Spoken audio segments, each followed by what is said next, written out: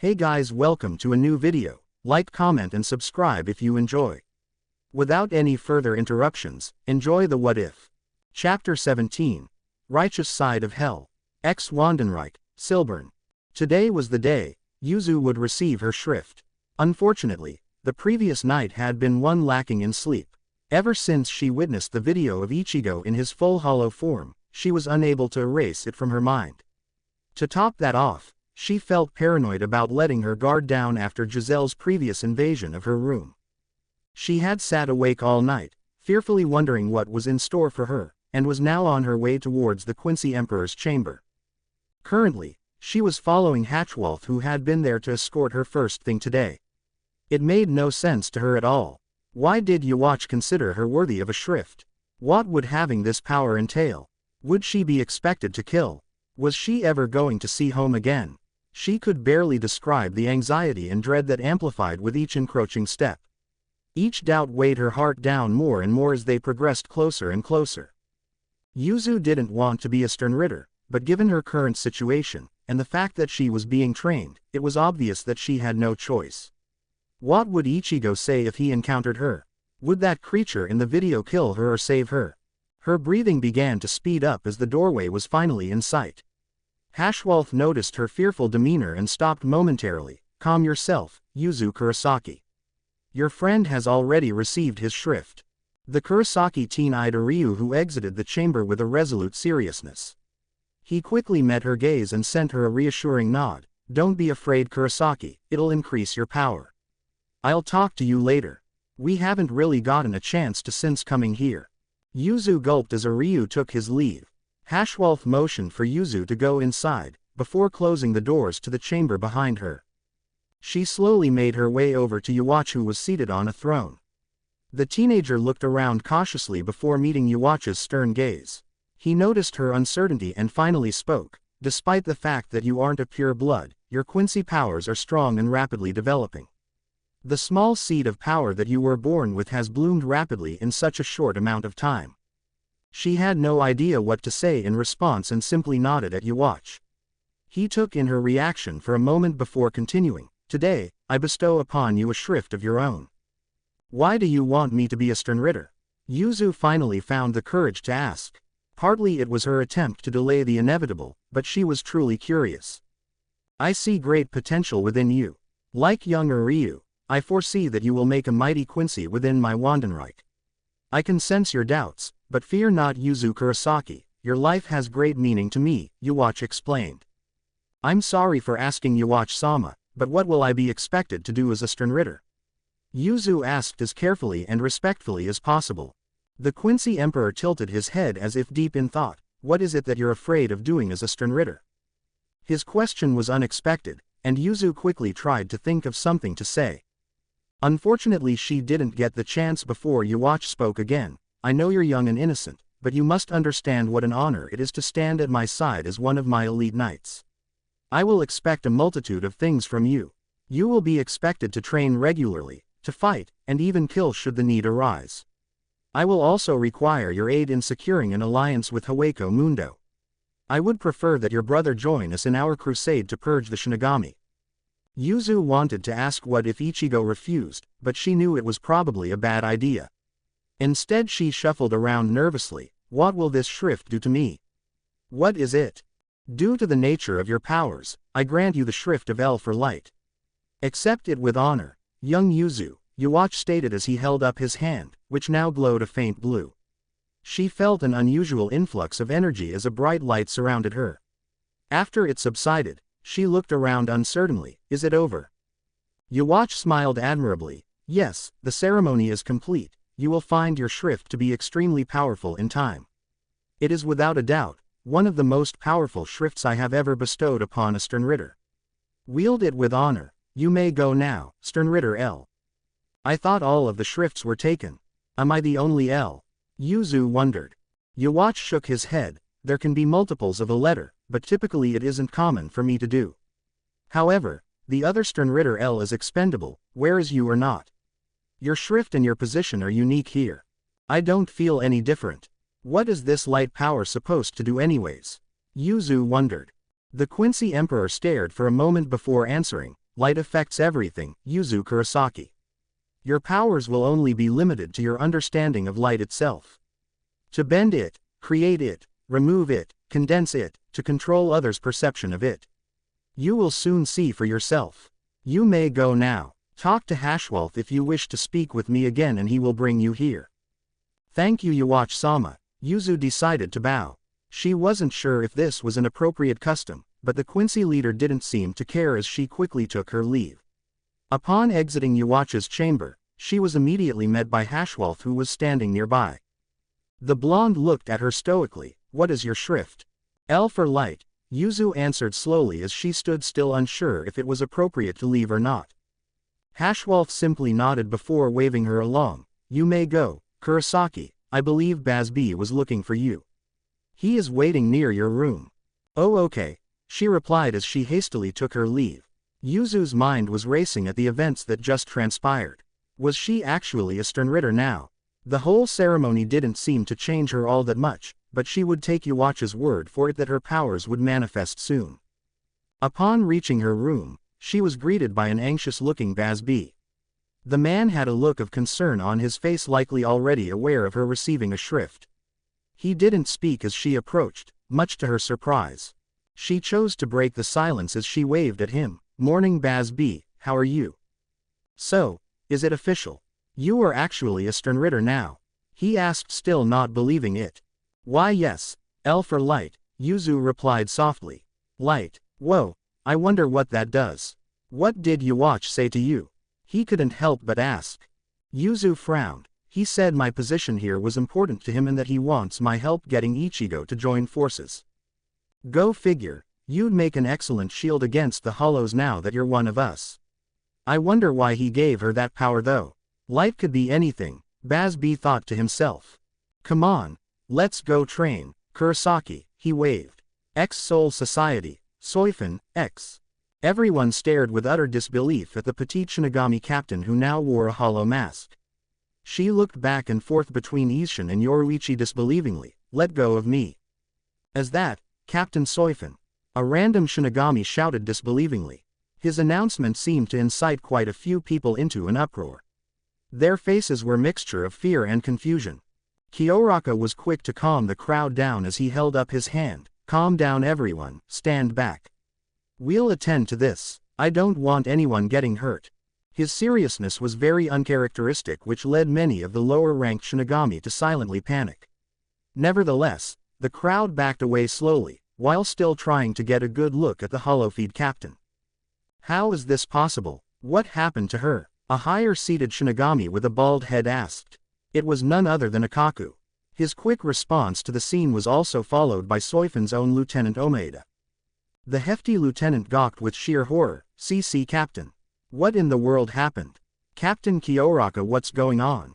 Stand back. We're going to subdue her. Let the captains handle this. Isshin ordered the several encroaching onlookers. Soi Fon took this opportunity to break free from his and Yoruichi's hold as she blinked away. What the? Yoruichi gasped, barely believing the woman's speed. Soi Fon unleashed the infamous hollow shriek as she landed atop a nearby building. Her mask was fully formed now and she no longer seemed to be in control. Yoruichi appeared behind her and attempted a leg sweep, but quickly found herself tripping instead. As she fell, Soi Fon grabbed the other woman and flung her into a nearby building. A sadistic hiss escaped the hollow captain's mouth as she cautiously looked around at the incoming wave of shocked Shinigami. Soi Fon held her hand up and formed a large yellow sero. Everyone's eyes widened as they instantly realized what it was. Captain, don't do it. This isn't you, Omaeda pleaded. Soi Fon immediately focused her charging sero at her lieutenant and fired it. Move, Isshin shouted as he pulled Omaeda out the line of fire. As it flew his way, it demolished quite a few buildings behind them. Kyoraka seemed greatly troubled as he stood there thinking for a practical solution. Meanwhile, Soi Fon was leaping around unleashing sero after sero into the new arrivals. Many dove into cover, while others hid behind Yoruichi and Isshin. Yoruichi gritted her teeth angrily. Damn, this is going to cause another scene. So much for avoiding trouble. Isshin, we need to deal with her before the captain commander gets here. I don't want anybody to kill her by mistake. Kazuki better be working on some kind of solution, Isshin muttered as he got into a battle stance. The petite hollow glared between the two of them alertly, instinctively recognizing them as her greatest threat at the moment.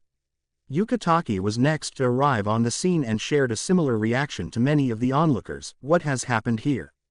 How did another hollow infiltrate the Seraiti? Watch out, Captain Yukatake. That's Captain Soi Fon, Omaeda was quick to announce. Captain Soi Fon, a hollow. The white-haired man gasped. He was clearly not expecting that bit of news as he gawked at the masked Soi Fon. I'm afraid so, Kyoraka replied, somewhat distraught by the whole situation. Unohana arrived moments later, having heard the commotion. She seemed just as surprised by the fate of Soi Fon. What in the world? Rah! Soi Fon hissed as she began to run away. She dove through the allies of the Seraiti and swiftly attempted to flee the scene. Many of the higher-seated Shinigami, including all present captains, followed. They seemed to be lagging behind as she got progressively further and further away. Yoruichi was quick to announce the obvious, I can't catch her, she's too fast. Isshin, who was struggling to keep up with Yoruichi, growled in response, where the hell is she even going? Kyoraka was not far behind them and quickly cut in as he got closer. Looks like the Squad 1 barracks, we might be able to corner her if we split up. I'll go the long way. Yoruichi immediately volunteered, you two keep chasing her. As Yoruichi broke off from the group, she shunpoed as quickly as possible to move into an intercept position. The chase continued for another couple minutes until Soi Fon had finally reached the Squad 1 barracks. She momentarily stopped and noticed the large mob of Shinigami chasing her. Soi Fon climbed the nearby building as fast as possible and began to leap over the rooftops as they got closer. As she got a considerable distance airborne, Yoruichi managed to spear her from an adjacent blind spot, quickly pinning her to the ground. Everyone began to surround the two as Yoruichi did her best to hold Soi Fon still. Bakudo number 4, Heinawa. Yukatake and Unohana both seemed to say almost in sync. They each restrained her with an energy rope, allowing Yoruichi a chance to grapple the hollow-feed captain from behind. The dark-skinned woman put Soi Fon in a sleeper hold as the two captains wrapped their ropes around her arms and pulled them wide. Finally arriving to help was Shinji, who seemed all too familiar with what was going on. The reinstated visored captain gritted his teeth angrily when he saw Soi Fon writhing like a beast. We need to put her down before somebody gets hurt, Unohana stated seriously as she tightened her Heinawa. No, we can help her, we just need to, Shinji began, but was immediately silenced when Kensai appeared out of nowhere, delivering a powerful punch to Soi Fon's mask. Her mask cracked from the punch, and the woman herself seemed completely dazed from the hit. Kensai growled angrily as he cracked his knuckles, that bastard Aizen. This is no doubt the work of the Hogyoku, how did she get back to the Soul Society in this condition? Unohana demanded. She returned through the Garganta acting strange, but this hollowification didn't happen until Captain Kuritsuchi examined her, Isshin explained. Wait a minute, are you saying that the hollows sent her back like this? Yukatake gawked. Soi Fon seemed to regain her bearings and immediately began to pull against the restraints the captains put on her. Unohana and Yukatake struggled with their ropes momentarily, before a yellow flash blinded everyone present. As it subsided, Soi Fon appeared a short distance away and now had a yellow glow radiating from her body. She looked down at her sheathed Zanpakuto and immediately drew it, much to everyone's shock. Her voice spoke with the infamous hollow echo, sting all enemies to death, Suzumaki. That's impossible, how did she release her Zanpakuto? Kensai demanded. Shinji shook his head, utterly confused, how could she do it if she has no control over her mind? Wind seemed to pick up as Soi Fon gathered spiritual energy around her body. She soon began to blink around everyone, leaving dozens of afterimages. While doing so, Soi Fon managed to sting several nearby Shinigami before knocking down several others. Her dance of death was finally interrupted when Yoruichi and Kensai managed to pin her down again. The white-haired captain held her stinger hand whilst Yoruichi moved in for another sleeper hold. Hold her still, Urahara announced as he finally arrived. Yoruichi prayed that the man had some kind of solution and was thankful when she noticed Urahara inject Soi Fon with some strange type of serum. He immediately backed away, pulling out the needle, and watched anxiously as she got less and less aggressive. Her shikai quickly receded and her hollow mask began to dissipate as well. As the white reishi mask practically melted off her face, Soi Fon's hollow hole partially refilled, causing her to pass out. After she finally stopped moving, everyone stared at Urahara expecting an immediate explanation. He was quick to pick up on their confusion and explained the situation. It would seem Aizen used the Hogyoku on Captain Soi Fon. It had a delayed effect for some reason, but I understand why now. Are you kidding me? What the hell happened to her? I thought she was hollow feed. What did you inject her with? Shinji demanded. It's the same thing I used on you guys after Aizen infected you. It's a heavy drug that nullifies thoughts and emotions. Increased stress stimulates the hollow survival instinct, which in turn leads to irreversible hollowification. If that happens, the soul can very easily reject it and be in danger of soul suicide. She'll be unconscious for a while, but if she regains consciousness she'll probably re-hollow fee, Urahara explained. Is there anything you Vizards can do to help her? Kyoraka asked Shinji. Shinji shook his head uncertainly. I am not really the expert on this, we have no idea what the nature of her transformation even is. The fact that she can willfully release her Zanpakuto while under that state of mind is surprising. Well, old man Yama is sure going to be salty about this. Kyoraka shook his head, already imagining the scenario ahead of time. Why would the Hollows send her back like this? If they captured her, why not simply kill the captain? Tactically, it doesn't make any sense, Omeda panted, having finally reached the group a minute prior. Yunohana shook her head sadly. That should be pretty obvious at this point. It's a message. A message? What the hell kind of message is this? Omeda gawked. One meant insult the nature of the Soul Society itself. Captain Soi Fon was very vigilant in her role as a Shinigami. To defile her into a hollow is to insult the Gote 13 to its very core. The Hollows have always been merciless to trespassers and spies in their world, but this is an act of spite. One meant to incite fear on any who would dare challenge them, Yunohana elaborated. Shinji shook his head. That bastard Aizen will pay for this. How did things ever come to this? When did Captain Soi Fon even leave the Soul Society? Akaku asked. Urahara sighed. She volunteered to go on a reconnaissance mission to Hueco Mundo. Did she at least bring back any useful information? Yukataki wondered. Yoruichi nodded. Yeah, she did. Soi Fon mentioned something about Aizen teaching White all of our secrets and that they were talking about killing the Soul King. What? The Soul King? That's absurd. Shinji blurted out, shocked. Well, this changes things. It also might explain why Aizen wanted a hollow army, Kyoraka noted. Did she mention anything else? Yunohana asked Yoruichi. I believe she said something about them having an elite council called the Espada. I can't remember if she mentioned how many of them there were, Yoruichi continued. Yunohana's eyes widened. What? Are you sure that's what she said? You all right, Captain Yunohana? Yukataki asked, concerned. She nodded briefly. Yes, please continue, Captain Yoruichi. She mentioned Quincy's were there as well, and that the Hollows fought them. I'm not entirely certain on the details about that, Yoruichi trailed off. Isshin sighed heavily as he spoke up. Those Quincy's she spoke of might be the Wandenreich. An old friend of mine named Ruken Ishida is a Quincy survivor. He spoke to me about a militant regime of pure-blood survivors that tried to recruit him and his son. The Wandenreich, Quincy's. Are you serious? Hollows are bad enough, now we've got Quincy's to worry about too. Omeda deadpanned. Make way, all of you. Yamamoto announced, causing everyone, minus Yunohana and Isshin, to pucker up attentively. Kuretsuchi was trailing behind the bearded old man, which was a clear indicator that the captain commander was already fully aware of the situation. He shook his head in disgust as he looked down at the unconscious Soi Fon. What is the fate of Captain Soi Fon? Will she live? Well, that's hard to say, considering the nature of her kondi, Urahara began. Will she live? Yamamoto repeated. Well, her hollowification might still be reversible, but if it isn't, she could possibly die to soul suicide or end up permanently a hollow. Urahara answered immediately. Shinji quickly stepped forward and spoke up. If we have your permission, Captain Commander, the Vizards might be able to help her. Restrain her immediately. Once she is secured, I want all seated officers assembled for a meeting. We will discuss what to do about her then. Dismissed. Yamamoto commanded. X Shiel's lab. X. Ichigo stormed through the halls of Las Noches as he made his way towards Zale's lab.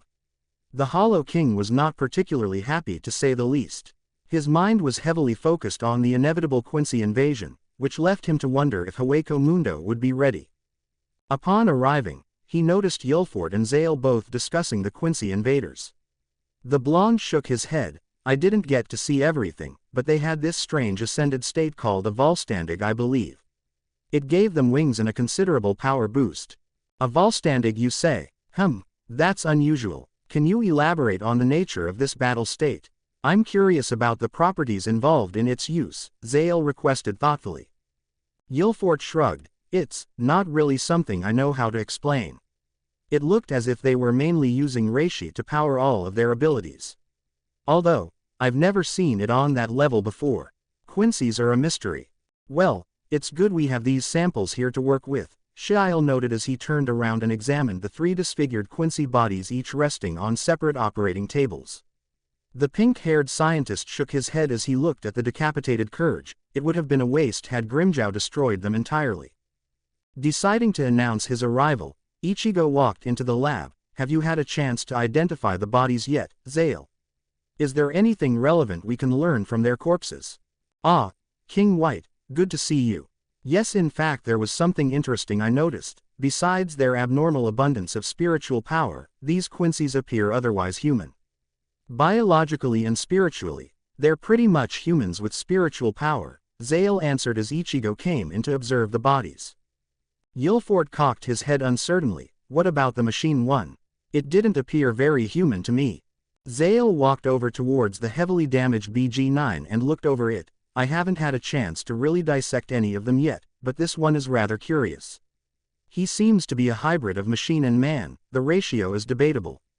Still, he had to be alive in some way, otherwise how else would he absorb reishi so easily? If this thing is mostly machine, are you sure it's even dead yet? Nalil didn't destroy it entirely, Yulfort asked as he leaned over to examine the cybernetic Quincy. His eyes widened surprised as he spotted a faint red glow coming from beneath the helmet of the Quincy. Hey, there's a light over here. Zale focused on the red glow that seemed to be getting brighter. That appears to be an optical sensor of some kind. A mechanical eye perhaps. Let me activate the security restraints. Reaching over towards a nearby panel, Zale pushed several buttons causing countless restraints to shoot out and over the Quincy. Zale continued pressing buttons. I should probably activate the magnetic cables just to be safe. What the hell are you doing, Zale? Yulfort cocked his head in confusion. His question was quickly answered when BG-9 attempted to get up from the operating table. The countless restraints immediately ripped the cyborg back down. This thing appears to be alive still, excellent. Zale laughed excitedly. Ichigo's eyes widened somewhat surprised, it's still alive. The Hollow King walked over towards the table and looked down at the straining BG-9 for a moment. After a brief examination, Ichigo spoke, who and what are you, Quincy? The cyborg didn't respond as it continued to struggle against the magnetic cables holding it down to the table. A faint blue glow of reishi surrounded BG-9 as it attempted to absorb nearby spiritual energy. This was quickly halted as Zale activated some kind of electric current over the restraints. The Sternritter shook wildly before ceasing its actions. It seems to recognize pain. This being is indeed biomechanical. I've overloaded the mechanical circuits for now, it won't be going anywhere. Who are you, Quincy, and what was your mission here? Ichigo asked seriously. BG-9 didn't respond again as he expected, which immediately prompted Ichigo to reach down and tear off its chest plates. Underneath, he could see a strange meshing of organic and mechanical-looking tissue and tendrils. Please stand back, High King. I will find this thing's pain receptors and turn them to maximum setting. I'll make it talk. Yulfort, make yourself useful and plug that harpoon-looking cable into its neck. I'm going to connect this spinal wire and download its memory banks. I had no idea you were this good with mechanics, Yulfort replied as he quickly set BG-9 up to the nearby console. You always came off as the biologist to me. I'm well established in all manners of science, thank you very much. High King White, I'll have this thing prepared for interrogation shortly. I'll send Yulfort to fetch you whenever we're ready. You don't have to wait around if you have other things to do, Zale said casually as he sinisterly began to rework BG-9's interior. Will you be alright in here? Ichigo confirmed as he looked down at the cybernetic Quincy, which was now crying out in pain. Perfectly. How's that sync going, Yilfort? The pink-haired man asked anxiously. Yilfort glanced over, shaking his head. It's not working. Something is preventing it. This thing isn't like a computer. I don't know how to hack its brain. Damn. We'll figure this out, White. I'll call you, Zale reiterated as he began to double-check Yilfort's work. Maybe Zamari could help with this, he's got that Amor ability. It might prove useful, Yilfort suggested. Ah, good idea, big brother, you mind finding him for me? Zale asked as he continued tinkering with BG-9's interior. Yeah, I'll go find him, Yilfort sighed. Alright then, I'll check back later, Ichigo nodded as he left the lab. Ulquiorra, outskirts of Hueco Mundo, X. After Ichigo's previous encouragement for all the Espada to achieve a second form, Ulquiorra had been hard at work training in the empty outskirts of Hueco Mundo. He was extremely far away from Las Noches, almost near the pit he once called home. Usually he would never venture out this far, but Ulquiorra didn't want any distractions. He also didn't want to risk accidentally killing his allies with friendly fire. He had been training frequently ever since becoming an Arrancar, but only now was the severity of its importance truly reaching him. He knew that Ichigo and the others had great power and knowledge. They all had the capability to achieve a higher state, but many of them were busy and distracted. Ichigo in particular was usually so busy managing the other hollows, that there was almost no chance he would be able to properly train. It was for this reason, that Ulquiorra knew what he had to do. He had to make headway with achieving a second release in order to assist his allies. War was just on the horizon, and Ulquiorra wanted to be ready for it.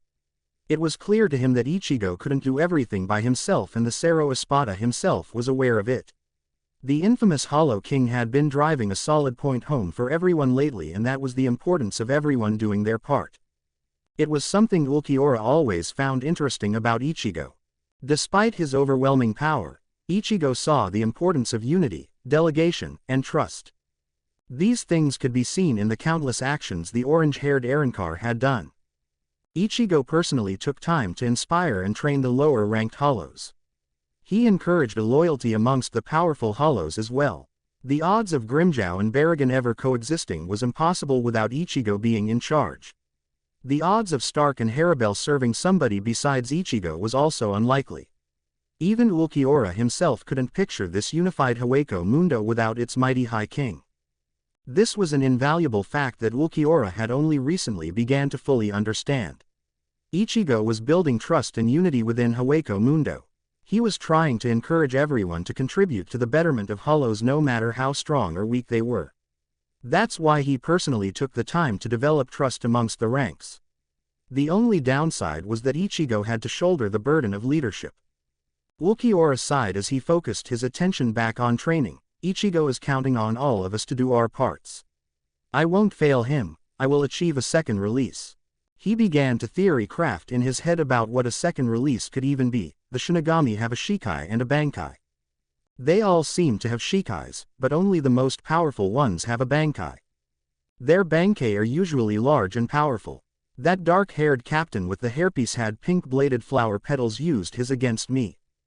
If I remember correctly, there was a lot of more of petals between his Shikai and Bankai states. He also appeared to have greater control over them.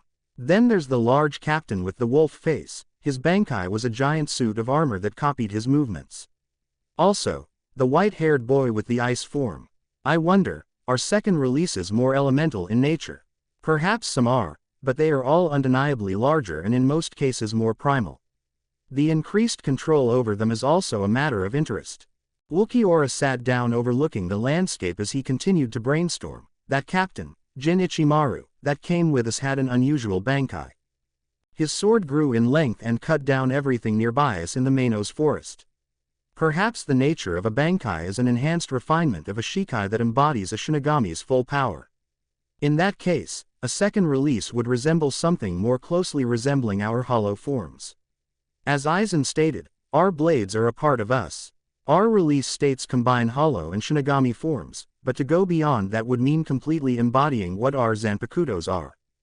His eyes widened as if an epiphany had just hit him. I would essentially need to become Murcielago. The thought of becoming his Zanpakuto was quite strange, but it did make sense in a general overview. The Zanpakuto was their hollow powers sealed into a blade. If he could tap into the foundation of his hollow and combine it with his Shinigami powers, he could achieve a perfect hybrid state in which he embodies hollow and Shinigami power as one. Simultaneously wielding opposing powers is what made Arrancars more powerful than typical hollows or Shinigami. It was, as Aizen would put it, a transcendent state of being. The only downside to this is that the hollows would have to become more like Shinigami. Nevertheless, it was clear to him what he had to do. Ulquiorra had to become Murcielago, and not just release its powers. He sat there for what felt like hours as he motionlessly meditated on the nature of his being. Ulquiorra knew what he had to do. The longer he thought about it, he had to go back to the place he was born, and remember. Standing up, he sighed heavily. I know that Ichigo never wanted me to go back there, but I believe I have to. Murcielago is still obscure to me. Ex Los Noches, Haribel, X. The blonde Espada, Tia Haribel, had been thinking about recent events ever since the Espada meeting. Her thoughts had been distant and heavy lately as she tried to comprehend Ichigo's recent demeanor. He appears to be deeply concerned about the Quincy's, even more so than the Shinigami. I wonder if what he said is truly possible. Could we really achieve a second release state? Excuse me, mistress, but are you feeling okay? Sung Sun asked concerned. Haribel was currently in her chambers along with Sung Sun and Mila Rose. Her two fracciones appeared exhausted from their day's training. Using examples learned from Ichigo, she had been training them constantly and worked to refine their combat skills. Her mind couldn't help but wander at the thought of Ichigo for a moment. None of this would have been possible without him. It's funny thinking back on the past. I never would have imagined this being possible. I mean Barragan and I as allies. Hueco Mundo united. It all feels so surreal, even now. Plus we're all Arrancars. I guess that Aizen guy isn't too bad after all. Despite being a Shinigami, he's delivered on his promise to help us. White really seems to trust him. I wonder if I should as well. Lady Haribel, what's wrong? Mila Rose added. The blonde was quickly drawn from her thoughts as she glanced over at the bodacious Mila Rose. Nothing, I'm fine. I was just thinking about what White said at our last meeting. What did Ichigo say? Mila Rose piped up anxiously. Sung Sun seemed to share her curiosity as she moved in closer and sat down. The snake Arrancar covered her mouth with her sleeve. Are you sure that's appropriate to ask, Mila Rose? Lady Haribel would have mentioned it to us if it was important. Well, sorry then, Mila Rose stammered somewhat shamefully as she backed away from Haribel. The blonde shook her head. Don't be sorry, I have no qualms about telling you. White just talked about the Quincy's and seemed pretty concerned with them. He seems even more concerned about this Wandenreich than the Soul Society. He told the Espada that we needed more power, and that we should try to work on achieving a second release form. A what? Is that even possible? Mila Rose gasped. I mean, where the hell did that idea even come from? Well, it's quite interesting if you think about it. Really, Sung Sun interrupted. The Shinigami have two sword states for their Zanpakutos.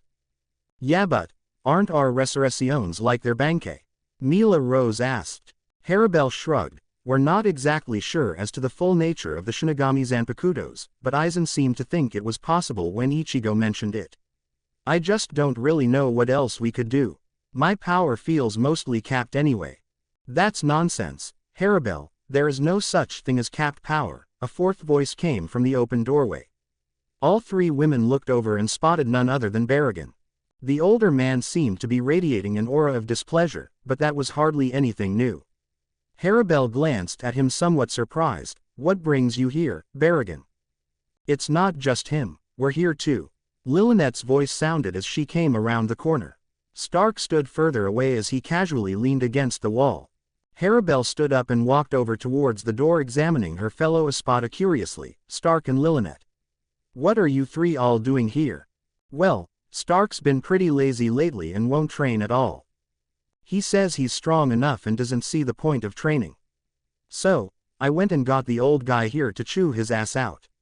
Stark didn't want to listen, but after a while I managed to convince him that he should spar with Berrigan since he's actually stronger, supposedly.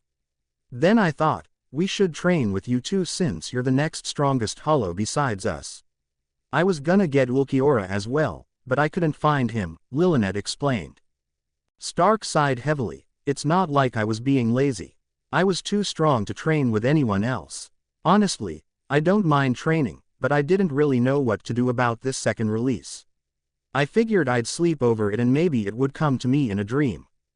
Yeah, right. You hearing this guy? Lilinet laughed at Stark's excuse. You were just looking for an excuse to sleep. Come on, Stark. I know you were just too shy to ask one of the other Espada to train with. That's why I had to do it for you. And would you look at that? Pops agreed, and Harabel probably will too. How did you convince these two of all people to train? Harabel wondered as she looked between the aloof Stark and serious Berrigan. Well, I wasn't really a fan of the idea, but Berrigan did agree to Lilinet's suggestion. I only really agreed to this because our Primera here said he'd do it, Stark shrugged. Harabel rose a brow surprised at Berrigan. You actually agreed to train with them. The brat came by and was bothering me all morning about it. She insisted that the Segunda was being a stagnant, lazy fool. Though after a brief conversation, she brought up a valid point. The three of us are too powerful to train with anyone else besides each other. The only way we're going to achieve this second release is if we truly push the limits of our power, Berrigan explained. Who knew you could see reason? Harabel muttered, shaking her head halfway amused. I suppose that's the smartest thing you've ever said. Do not talk down to me, Harabel. The only reason I agreed to this was because of its necessity. I would prefer not to indulge in the company of you three, Berrigan growled. Chill out, will ya? I don't know what kind of tension exists between you two, but I suggest you get over it. I'm not going to bother doing this if you two don't get along, Stark interrupted, halfway annoyed. I'm not going to let him talk down to us. Berrigan needs to drop his ego if he expects me to tolerate his company for more than a minute. I don't know if reality has hit you yet, Berrigan, but we're not your lackeys, Harabel stated as she crossed her arms. Your rebellious condescension does you no credit either, Harabel. Berrigan retorted. Just shut up you two. Ichigo wouldn't want the Espada fighting over something so stupid. Stark's right, you two need to get along. In fact we all do, otherwise what's the point of this whole thing? Lilinet interrupted. Everyone went silent for a moment as they contemplated her words. Harabel knew she was right. Despite the past trouble she had experienced with Berrigan, she needed to rise above it and accept him as an ally. Ichigo did, and so did Grimjow. Harabel glared at Berrigan annoyed. Fine, I'll let it go, but only because White needs us to work together. Berrigan seemed annoyed as well, but grudgingly nodded. HMPH, valid point. I will be less authoritative to you too. As the runt stated, you are close to my level of power, and I will show you the proper respect, but only if you do the same. Deal. I'd rather not hold a grudge anyway, Harabel nodded in acceptance. She watched curiously for a moment as Berrigan extended his hand. She looked at it confused before realizing it was a gesture for a handshake. Slowly she gripped his hand and shook it. After it was over, an awkward silence filled the hallway. It was soon interrupted as Mila rose and Sung Sun came barreling outside. They had been eavesdropping on the conversation the whole time. Lady Harabel, you're going to train with the Espada? Mila Rose asked uncertainly. The blonde nodded. Yes, I won't have as much time to help you two out. Try to work on whatever you can while we're gone. What should we do without you though? Mila Rose wondered. Maybe we can train with Ichigo's Fracciones again. Sung Sun suggested. Mila Rose's face lit up at the mention. Ooh. Good idea. I haven't seen Ichigo in a while. Maybe he's with them. You wear your emotions so easily, Mila Rose, Sung Sun sassed as the lioness Arrancar went charging down the hallway. Sung Sun began to follow after her, which left the Espada alone. Berrigan shook his head silently at the sight. Her Fracciones lack discipline, but I guess that's not really my problem. Well, let's not stand around all day. We might want to get a good distance away from Las Noches if we're all going to train together, Stark noted. Come on, let's go, Lilinet exclaimed as she led the three Espada down the hallway. Ex Wandenreich, Yuzu. Yuzu and Bazz had been continuing with the blood training from their previous session and were making a decent amount of progress.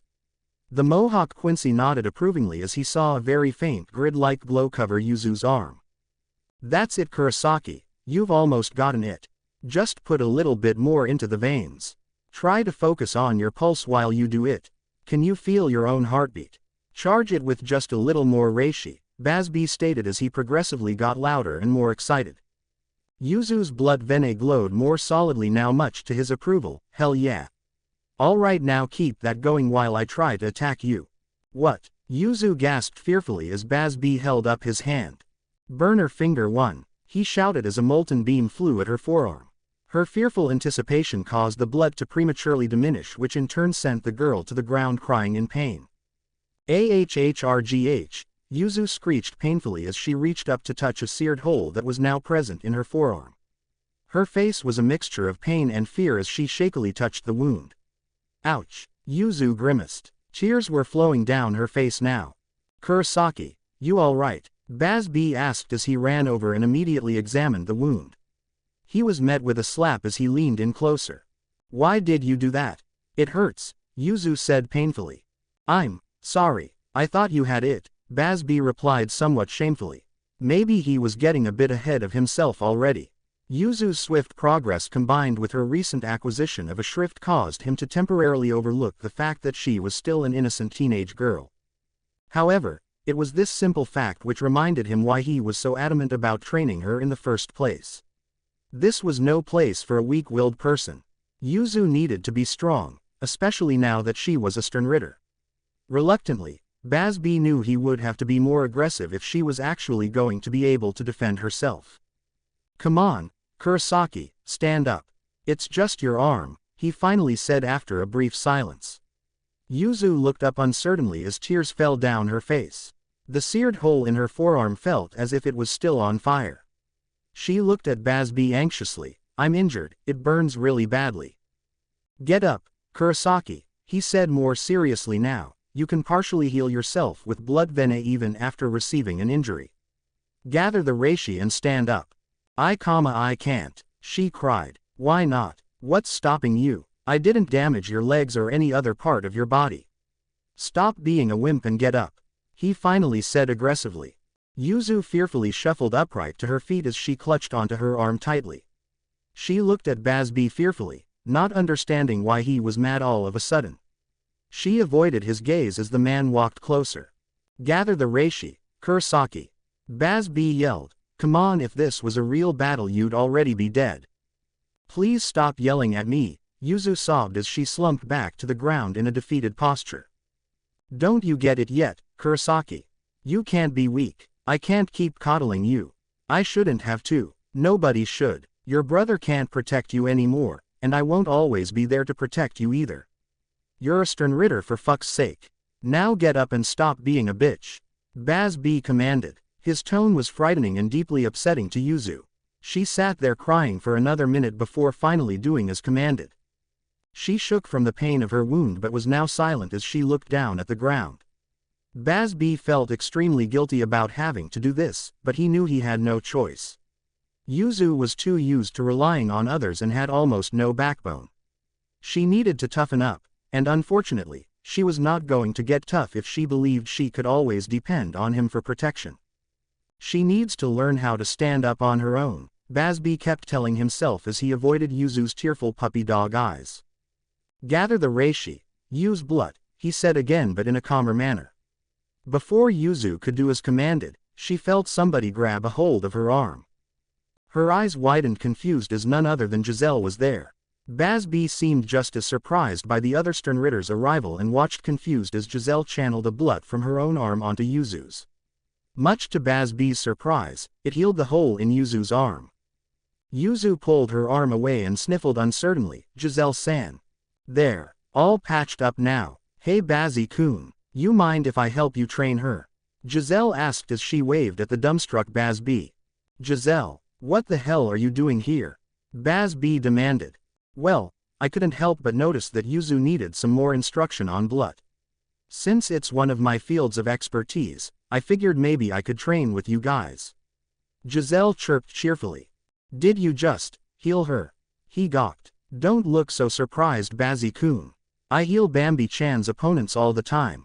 She has a nasty habit of blowing people's limbs off, you know.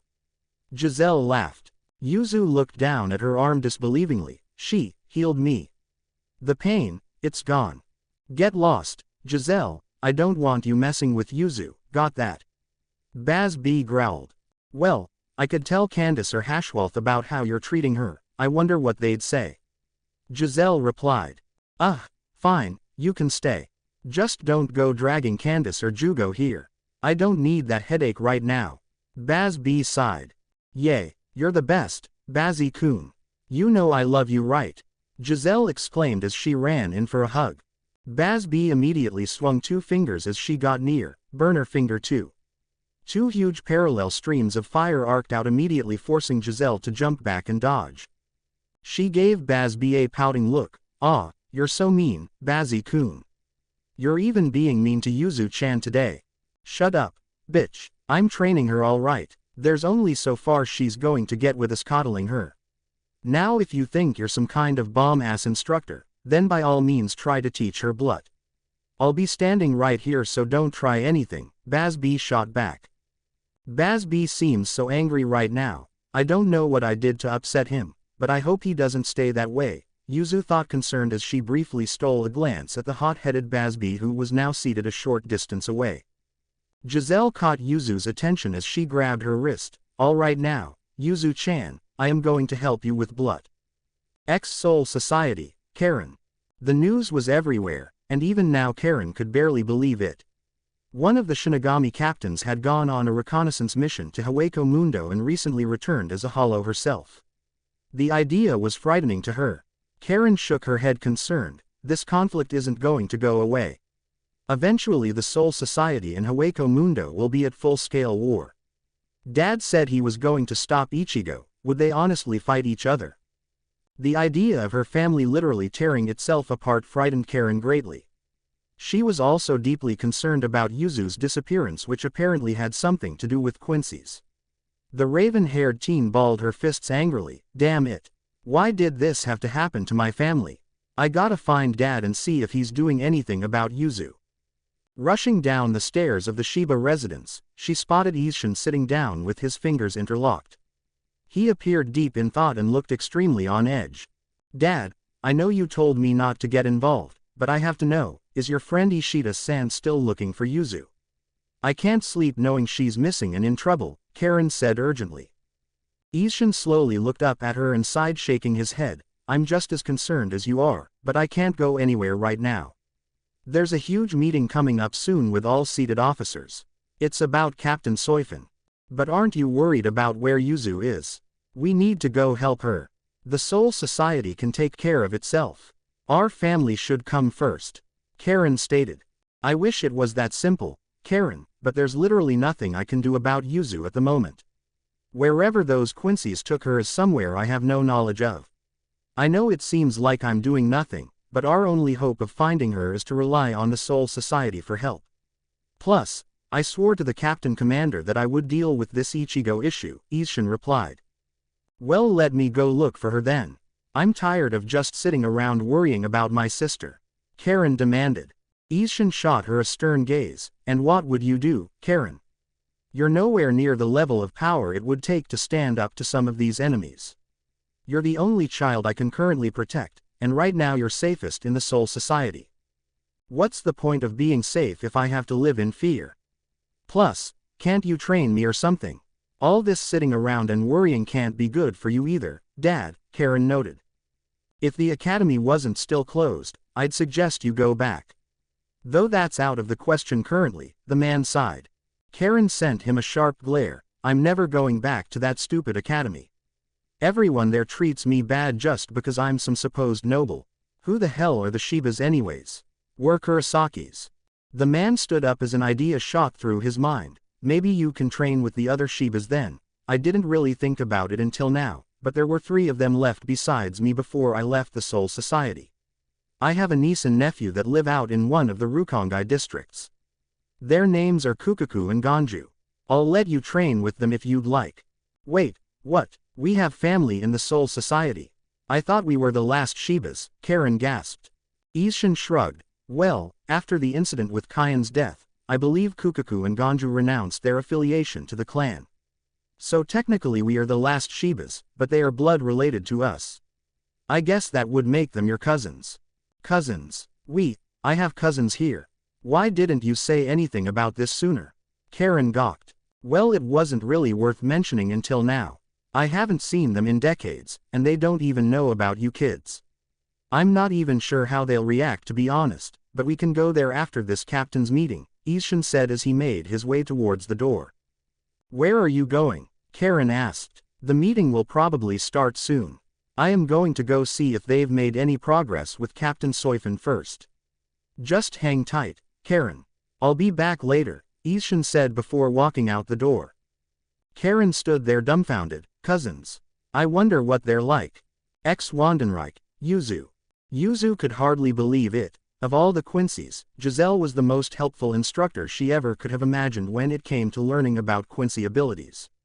The creepy Sternritter had this strange way of putting things in a perspective for her to understand. Unlike Basby or Candace, Giselle seemed to understand Yuzu's perspective in nearly every training situation they had done thus far. She didn't over-explain like Candace or use simplified explanations like Basby. Giselle went out of her way to explain how every ability worked and what they drew upon rather than just demonstrating. Her step-by-step teaching had allowed Yuzu to finally grasp the concept of blood in its entirety. Giselle also managed to teach her about blood artery. Unlike blood vene, blue artery was the offensive counterpart. Yuzu wasn't sure what it would do, but was quite surprised by how Giselle explained it. Blood artery could be used in a variety of ways. It could enhance one's bodily systems by infusing their cardiovascular system with reishi.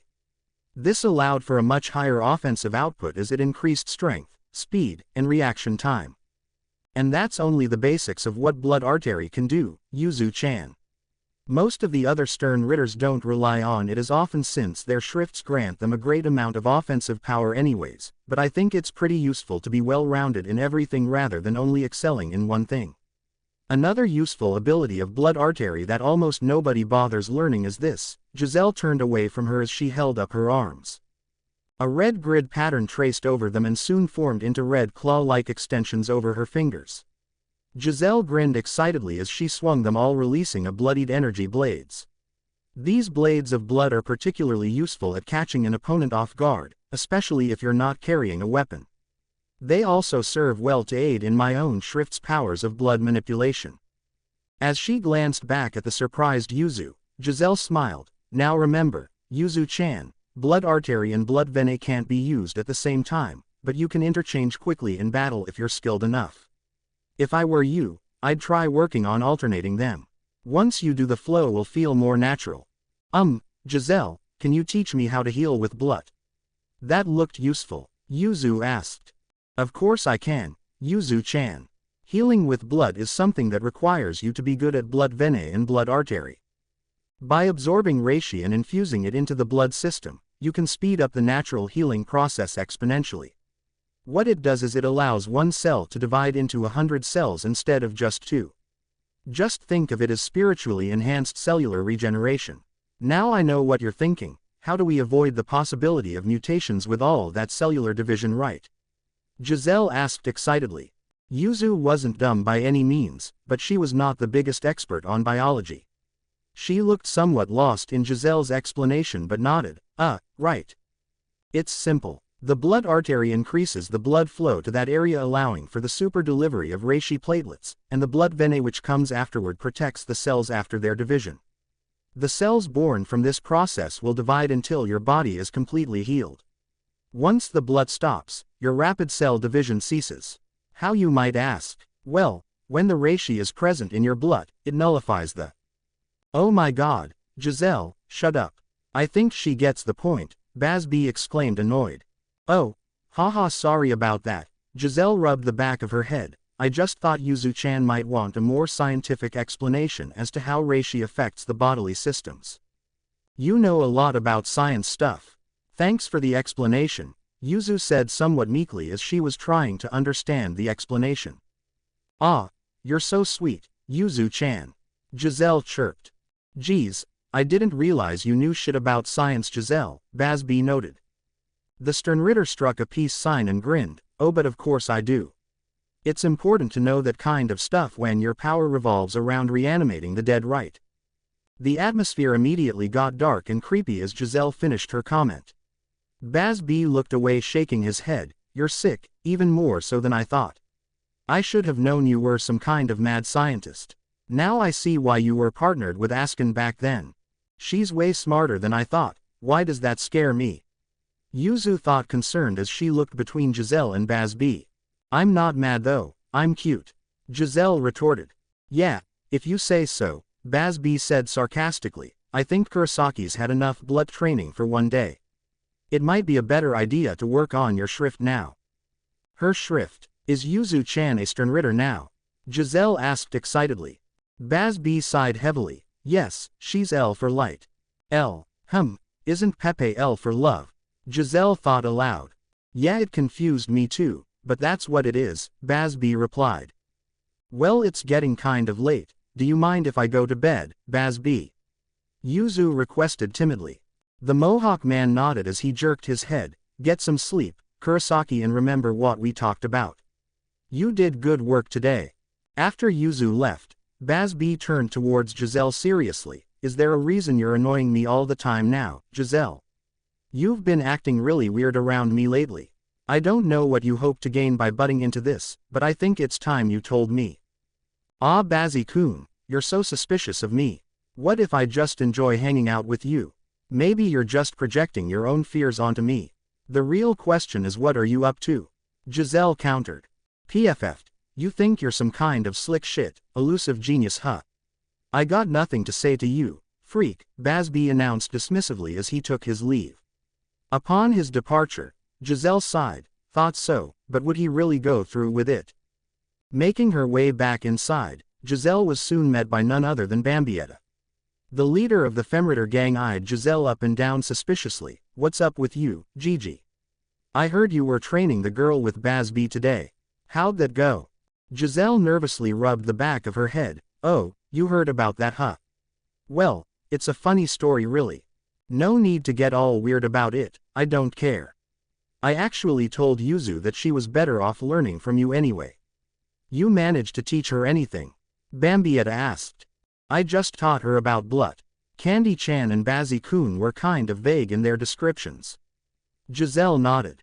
So she's a Sternritter now too. Did you find out anything about what her shrift is? Bambietta asked anxiously. Her shrift is L for light. I was kind of surprised when Bazzy-kun told me, Giselle responded. As they entered Bambietta's room, the woman plopped onto her bed and turned back with a surprised face. Light. Oh damn, that could be super strong. Do you have any idea what the power of light could do? Giselle nodded. Well, if there's no defined limit to her power over it, then Yuzu-chan would be capable of a ton of things. She could change colors, turn things invisible, make illusions, absorb sunlight, blind people, teleport, and maybe even create shadows. Though that's all speculative. Holy fuck, Yuwatch gave her that kind of power. Why? Bambietta's eyes widened disbelievingly. Well, I doubt it's on the level you're thinking of, Bambi-chan, but it could potentially be extremely powerful, Giselle noted. Are you kidding me? A voice that could only be Candace's sounded from outside their door. It was quickly opened and closed as Candace came strutting in with Meninas and Liltato. Bambietta rolled her eyes at them. Next time knock, Candace. So her shrift is light. Candace confirmed. Giselle nodded. Yep, that's what I heard from Basby. Wait, so what's this about you hanging out with Basby? What the fuck for? Candace demanded. Oh, haha, well, since you two both alternate training her on different days, I thought maybe I could be there every day. I managed to convince Bazzy-kun that I would be a big help. We finished up her blood training today, Giselle laughed nervously. So you're hanging with Basby of all people. Since when has that been a thing? Candace glared. Liltato seemed somewhat alarmed by the news. Giselle seems way more interested in this than normal. I wonder how she convinced Basby to let her train with Yuzu. Unless she's on to Basby too. Can't put anything past Giselle, it seems. I should go talk to Basby about this. I wonder if Bambietta knows. Don't be mad, Candy-chan, I just want to help, Giselle replied innocently. Before Candace could voice her disapproval further, Bambietta spoke up. Leave her alone, Candace, Gigi got Bazby's permission. Does all that poor girl do is train and sleep? I think tomorrow we should have a girl's day for her, Menina's cut in with a peppy tone. That's actually not a half bad idea. If she's a stern ritter, then Yawatch is completely serious about keeping her. It might be a good idea to alleviate some of the tension she might be feeling, Liltato agreed. I'll only agree to this if Bambietta promises to not be a sinister bitch, Candace spoke up sternly. Bambietta shrugged. Yeah, I won't scare her again. No need to perpetuate whatever lies Bazby has been feeding her about us anyway. I'm kind of curious about her human life. We should try to learn more about Yuzu-chan and her family, Menina suggested approvingly. Soul Society, Captain's Meeting, X. Her condition is irreversible, sir. Without the Hogyoku, there's no possible way to get rid of her hollowification. We attempted to wake her up again earlier, but she just immediately transformed. We managed to suppress it, and she's awake now, but that hollow isn't going away. She's going to have to become a Vizard or die, Urahara explained to the Captain Commander along with all senior Gote 13 officers. That might not even be possible, honestly. Her hollow is fused to her Zanpakuto now. Leave it to Aizen to design something so diabolical. If she uses any of her Raryoku, then her hollow will just take over again. We could try, but that would require letting us fight her while she battles her inner hollow, Lisa added. The tension in the room was heavy enough to sink a mountain. A heavy silence followed her statement which left many of the Gote 13 officers staring in disbelief and anger. Is that truly wise? The last thing we need is another hollow attacking the Seraiti. Morale is at an all-time low. Setting her loose and letting you fight her just for the slight chance that it could save her is not worth the risk. The Gote 13 has suffered too many losses already. If Captain Urahara was unable to cleanse her, then Captain Soi Fon's life is already forfeit, Yamamoto stated seriously. Omaeda was the first to break the silence as he shook his head dismissively. If there's even a chance that it could save the captain's life, then we should do it. I think you fail to understand the Captain Commander's point, Lieutenant. She's already dead. Truthfully, she died the moment she set foot into Hueco Mundo. The fact that she was able to bring us important information before turning is a testament to her sacrifice, Byakuya interrupted. This is crazy. You're telling me we just have to execute her then? She's still alive, for goodness sake. Rangaku couldn't help but protest. Toshiro's face was one of utter disgust. Damn you, Aizen. You monster, you and White will pay for this. Komamura shook his head sadly. This is abhorrent, to think the Hollows would go this far just to send us a message. Lieutenant Matsumoto is right though, she's still alive. Captain Soi Fon deserves a chance to save her own soul. I mean, it worked for them, right? Momo added as she pointed at the Vizards. She may be alive, but for how long? She's practically a hollow already. If she doesn't die to soul suicide, then she'll pretty much be an abomination. She wouldn't want that, Hana stated. Nice of you to call us abominations. Hiyori crossed her arms unhappily. Really makes us feel welcome. She's not like you though. That point has been expressively noted by several experts on this matter. Her hollowification was different than yours, Hana responded sharply. Hiyori didn't seem like she wanted to argue as she simply rolled her eyes and looked away. Couldn't you just keep her incapacitated until we recovered the Hogyoku, Kazuki? Yoruichi asked hopefully. Unfortunately, Captain Urahara failed to mention another key factor in this matter. The drug he injected has a diminishing effect over time. She's already adapting to it due to her hollow resistance. There's only two options: attempt to make her a Vizard or kill her, be it soul suicide or execution, Kuritsuchi interrupted. Well, maybe we could take her somewhere secure and try it. I mean, it couldn't hurt to at least try. If it fails, then she dies anyway, Shinji suggested. She must be executed immediately. I cannot abide the intentional creation of hollow Shinigami hybrids. It is regrettable and unfortunate, but Captain Soi Fon died for the greater good of the Soul Society. Her worth as a captain has been proven by her sacrifice. However, I will not break the law just to cheat her death, Yamamoto concluded. We can't just kill her when there's even the slightest chance of helping though. Yoruichi protested. Be silent. I will not tolerate insubordination in times like these. Even if the process were to be successful, what happens when they do it again? And again. The Hollows have made it clear that they will turn us or destroy us one way or another. Do you understand what the ramifications of doing this would entail? What happens when all Shinigami see their former friends turned hollow? They hold back in the hopes that something can be done. If our entire army thought that way, then the Hollows would wash over us like a wave. The lower ranks must understand the hard truth that all of us are vulnerable, and those that turn must be slain for the greater good. Do you doubt my wisdom on this matter? Yamamoto dared somebody to speak up in protest. Nobody had the nerve to say another word before Yamamoto spoke again. Good, retrieve her immediately. I will do it myself. Soul Society, later. After a short commute, many of the Gote 13 officers were gathered atop Sokyoku Hill where the Hollowfeed Soi Fon sat restrained. Yamamoto took a brief moment to look over the faces of his underlings and spoke sternly. Captain Soi Fon brought invaluable information to the Soul Society, but paid dearly with her soul. This is what the Hollows have done to her, this is the fate they would inflict upon all of us. Captain Soi Fon was militant and proud, she deserves a clean death.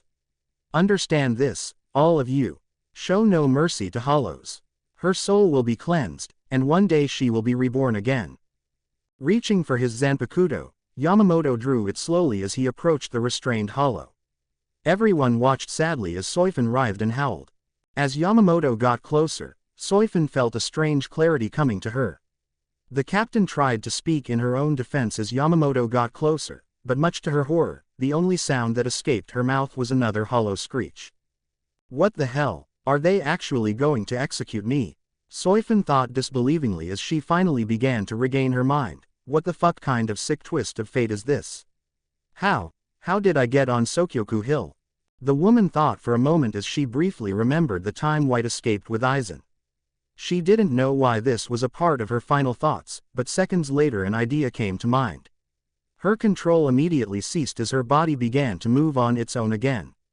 Soi Fon looked up and began to screech as loudly as possible. It greatly resembled the one Wunderweiss had used before White's escape. Yamamoto swung his sword down for a clean executing blow, but was shocked when a golden beam of light shot through the Seraiti blocking him. Everyone could barely believe their eyes when they looked up and saw a Garganta overhead. In the shadows of the Garganta, a single massive eye could be seen. This sight was not unfamiliar to many of the officers present. Hana was quick to state the obvious, she used negation. How the hell did she open that Garganta? Isn't this the same way White used to escape? Kyoraka stared in disbelief. Soi Fon began to ascend in the yellow beam at a surprising quick rate before disappearing into the sealed Garganta. Did that really just happen? Yoruichi gawked. It seemed everyone was at a loss for words.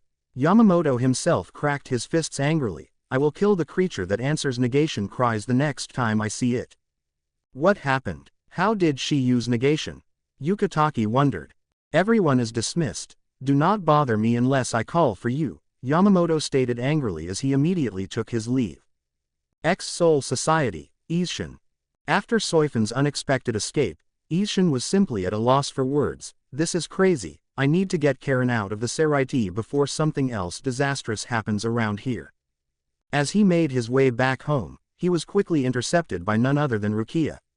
The petite brunette announced her intentions immediately. Hey, Captain Shiba, you mind if I talk to you?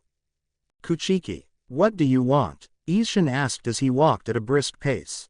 Rukia looked away for a moment before answering. Well, after seeing what happened to Captain Soi Fon, it really made me think.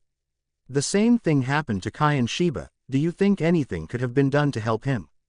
I know it's a silly question, but since you're related to him and all, I just wanted to know what you thought about it. Why are trying to say exactly? Aren't you the one that killed Karin? Isshin asked. This seemed to be the wrong thing to say. Rukia immediately looked away depressed. Yeah, I was just wondering if I did the right thing, you know. I don't think the Captain Commander was right about wanting to execute Captain Soi Fon. It's not my place to question the old guy, he's been doing this for well over 1,000 years, Isshin shrugged. Forgive me for asking, but since you used to be the head of the Shiba clan, I was wondering, how well did you know Karin? Karin was my nephew. I always thought Ichigo looked like him but with orange hair instead of black, Isshin replied. Do you think I did the right thing? Rukia asked again. I don't pretend to understand what's right or wrong in the universe. It's wrong that I have to kill my son, but it's also right because he endangers the balance. It's wrong that my daughters have to get sucked into this conflict, but it's right that they know the truth. I can't answer your question for you, Kuchiki. Though if you want my advice, I'd probably talk to Kain's siblings about it. Maybe that'll give you some closure, the man said calmly. Kain's siblings. Where are they? Rukia asked. I was actually going to take Karin to meet them. You're welcome to come along too if you'd like. I haven't really gotten the chance to see them in decades, and I'm sure they could use some closure themselves, Isshin suggested. You're taking your daughter there. Why? Rukia asked. I want them to train her since the Shinigami Academy is shut down. In fact, you could too if you really wanted.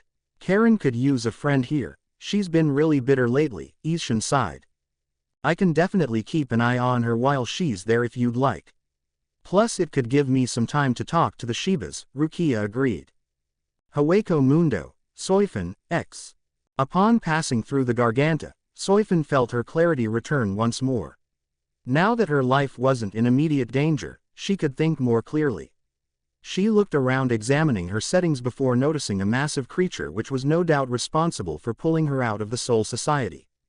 She looked at the disgusting monster with shock as it immediately took its leave. She then realized that she was back in Hueco Mundo, somewhere beneath the surface. Soi Fon began to jump around the subterranean cave she found herself in as she looked for an exit. After an indeterminate amount of time she found her way to the surface. Looking over the windy sands of Hueco Mundo she dropped to her knees full of despair. Why am I back here? This place, it's so empty. An overwhelming sense of hopelessness began to wash over her. She was a hollow now and could never go back to the Soul Society. They were going to kill me. Why couldn't they help me? Those Vizards have hollow powers. Am I not like them? Why did this have to happen? Everyone saw me transform. I'm a hollow abomination. Right as that thought crossed her mind, she remembered her final words to Ichigo, he did this to punish me. What the fuck am I supposed to do now? The Soul Society wants me dead, the Quincy's want me dead, and the Hollows, they want me dead too. I'm alone. Chapter 18. Grief. Zale's lab, Hueco Mundo. Yilfort walked back inside his brother's laboratory accompanied by none other than Zamari. The Noveno Espada had a stoic look on his face, but seemed slightly anxious as he heard Zale busy, working, on BG9. The Quincy's cries of pain could be heard well outside of the lab, and he couldn't help but wonder what sick machinations were at work inside. Zamari had no idea why Zale of all people would want his help with anything, but chose to come anyways. All Yilfort had to say in order to convince him was that Ichigo needed them to ready BG9 for interrogation. Zale's head turned towards the new arrivals in his lab. Ah, Yilfort, you finally brought Zamari, took you long enough. But I digress. As you can see, I've made some considerable progress during your absence. The cyborg Quincy's pain receptors have been maximized for optimal interrogation. I made sure to repurpose his biological nervous system as well. Underneath the machinery, he still has major organs, though they're quite unlike anything I've seen before. His endocrine system is particularly interesting with a mixture of both organic and inorganic chemicals. The fact that it all works together is quite remarkable. That aside, I injected a numbing agent into his brain. It seems to be breaking down his cognitive functions. So then what did you need Zamari for? Yilfort asked as the Noveno Espada followed him over towards the operating table where Zale was busily tinkering with BG9. Zamari looked at the other Quincy corpses before turning towards BG9, so these are the Quincy's I've heard so much about. Interesting, I've never seen a being like this before. I'm glad you're here, Zamari. I actually have a request if you wouldn't mind. You see, this being is a fine line between man and machine. Yilfort and I tried to hack it, so to speak. Unfortunately, we didn't make much progress due to the biological part of his brain. I was wondering if your aim or ability could help us in that regard. I've vaguely heard that it controls others. That would go well with the mental numbing agent. Zale asked. Well, that's not entirely untrue, but Amor doesn't exactly work that way. The ability itself can control objects and people, but it intoxicates them. It's difficult to explain, Zamari said calmly. Well, we have plenty of room in here. Do you need to release to use this ability? Zale asked curiously. Zamari nodded silently in response. Zale sighed. Well, so long as you don't break anything, try releasing here in the center of the room. The pink-haired Arrancar led Zamari closer towards the room's center away from his operating tables and other machinery. Zamari cocked his head uncertainly. Are you certain this is a good idea? What will my Amor do to aid you in this task? Now, Zamari, don't you go worrying about all the details. I'll summarize as best I can.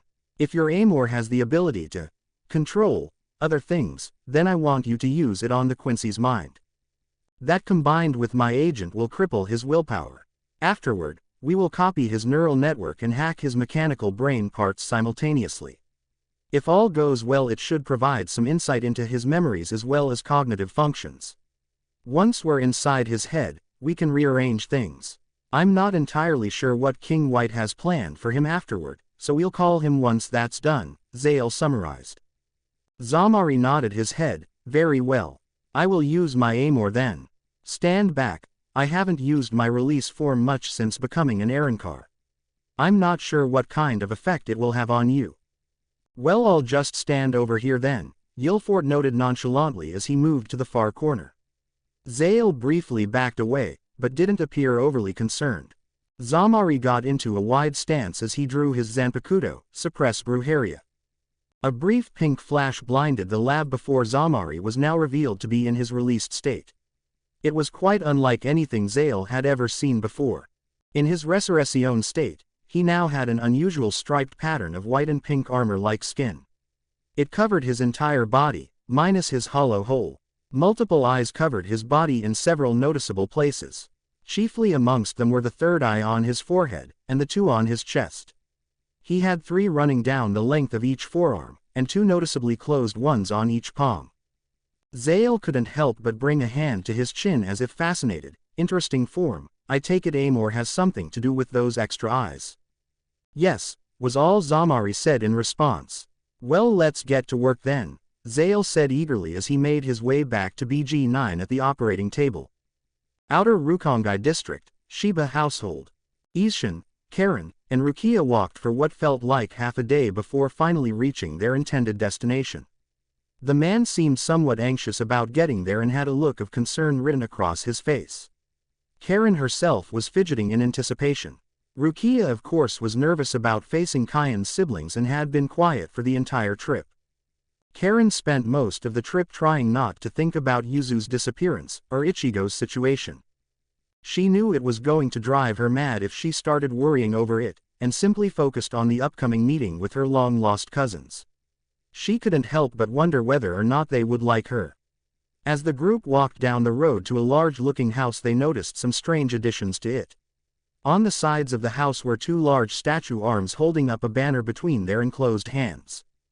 Karin squinted to get a better look at the words written on it. Kukaku Shiba, she's my cousin. I wonder how old she is. I mean, if Dad wasn't here for decades, then she'd have to be pretty old too. Maybe people age differently in this place. I guess that would make sense. This is the spirit world after all. She was drawn from her thoughts as 2 burly-looking men stopped their advance in front of the house. They both had unusual red hats with white tassels, and seemed like bodyguards from what Karin could surmise.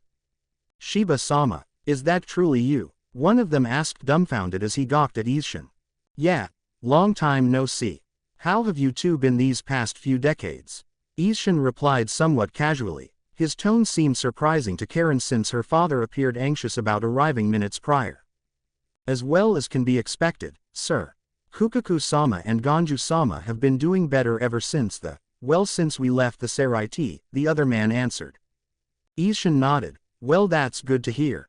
I've wondered how they were ever since I left the Soul Society. Kukaku's not mad about it, is she? The first man frowned somewhat reluctantly. You may wish to speak to her yourself about it, sir. By the way, who are these girls with you?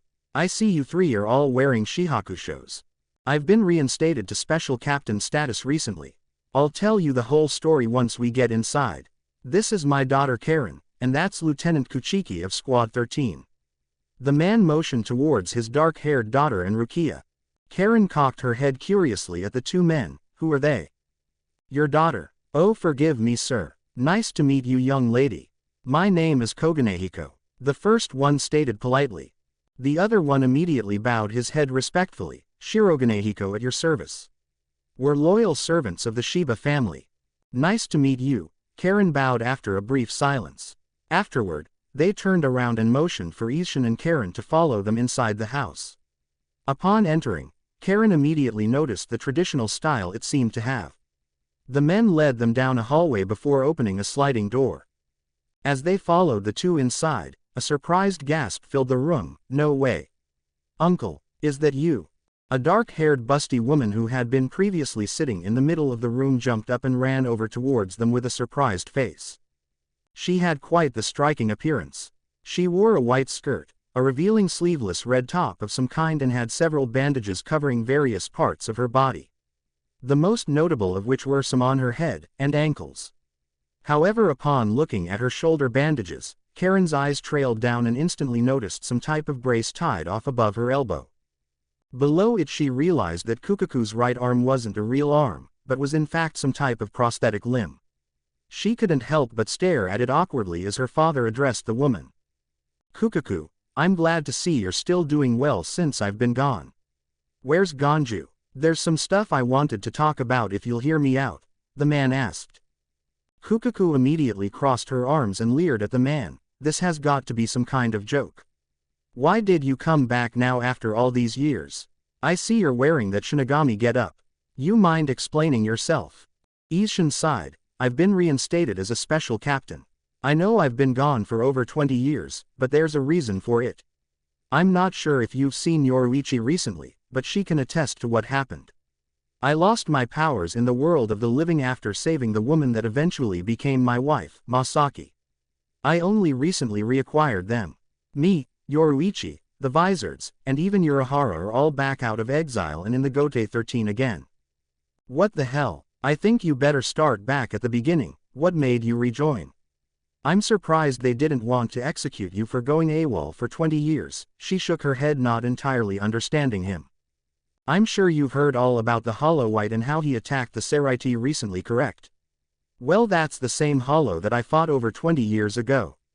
It attacked Masaki and infected her somehow. Since she was a Quincy and was unable to Hollow Fee, she would have died from soul suicide. With Urahara's help, I saved her by giving up my powers, Isshin explained. You've got to be kidding me. A masculine voice sounded from the next room. A muscular-looking man immediately came bursting into the room and gawked at Isshin as if offended. Uncle, you married a Quincy. There you are, Ganju. What were you doing hiding in the other room? Take a seat and shut up until we get the whole story. Kukaku hissed as she motioned for the man to sit down. Karin could see some resemblance in this Ganju man's face in comparison to her father's. They definitely had a similar facial structure. Ganju reluctantly crossed his arms as he leaned against a wall. I'll stand. Before Kukaku could voice her disapproval, Isshin continued speaking. After I saved her, we assumed she was fine, and she was for the years to come. Masaki even had her powers after it was over, so I eventually ended up settling down with her and we got married. We had 3 children, seems like a Shiba tradition. 3 children, you and a Quincy. Oh, I'll bet those Shinigami bastards didn't like that, Kukaku laughed. You have children, uncle? Ganju asked, completely shocked. Isshin nodded in response. Yes, in fact this girl here is one of them. She and her sister are my young ones. They're fraternal twins. Go ahead and introduce yourself. Karin stepped forward somewhat nervously as Ganju and Kukaku gawked at her. She took a deep breath and spoke confidently. I'm Karin, it's nice to meet you. Your daughter's a Shinigami too? Kukaku asked, surprised. Wait, so where are the other 2 then? And what the hell is she doing here? Ganju wondered as he sent a sharp glare towards Rukia. Shut up, Ganju, and let him talk, Kukaku commanded. I was getting to that. Yuzu, my other daughter, inherited more of her mother's traits. That includes looks and Masaki's Quincy power. She was recently abducted by some Quincy organization called the Wandenreich. My children's lives are why I accepted reinstatement. It seems hollows and Quincy's are abundant these days. I need help keeping them safe, Isshin replied. Whatever happened to your wife? Do we get to meet her? Kukaku asked anxiously. She seemed to be ignoring Rukia's presence as best she could. No, unfortunately. Masaki died to a hollow from what I've been able to gather. Kazuki Urahara told me it went by the name Grand Fisher. It wasn't particularly powerful or anything along those lines, but she was unable to kill it for some reason. My friend Rukin and I believe that something affected her powers, though I couldn't even imagine what. I'm guessing it might have something to do with the Wandenreich Quincy's, Isshin elaborated further. That's crazy, so you lost your powers to save this Quincy woman from hollowification. I didn't picture you as the romantic sort, uncle. You've always seemed like the aloof moron to me, Kukaku noted. Who's your third kid? Ganju interrupted as he noticed Isshin's failure to mention any details on that matter. The Shibas were quick to notice Karin, Isshin, and Rukia all tense up at the mention. My oldest, his name was Ichigo and he died to a hollow attack about 2 or so years ago. He was born spiritually adept and I think that's what made him a target to hollows. Before he died, I thought about telling him the truth about everything, the soul society and whatnot.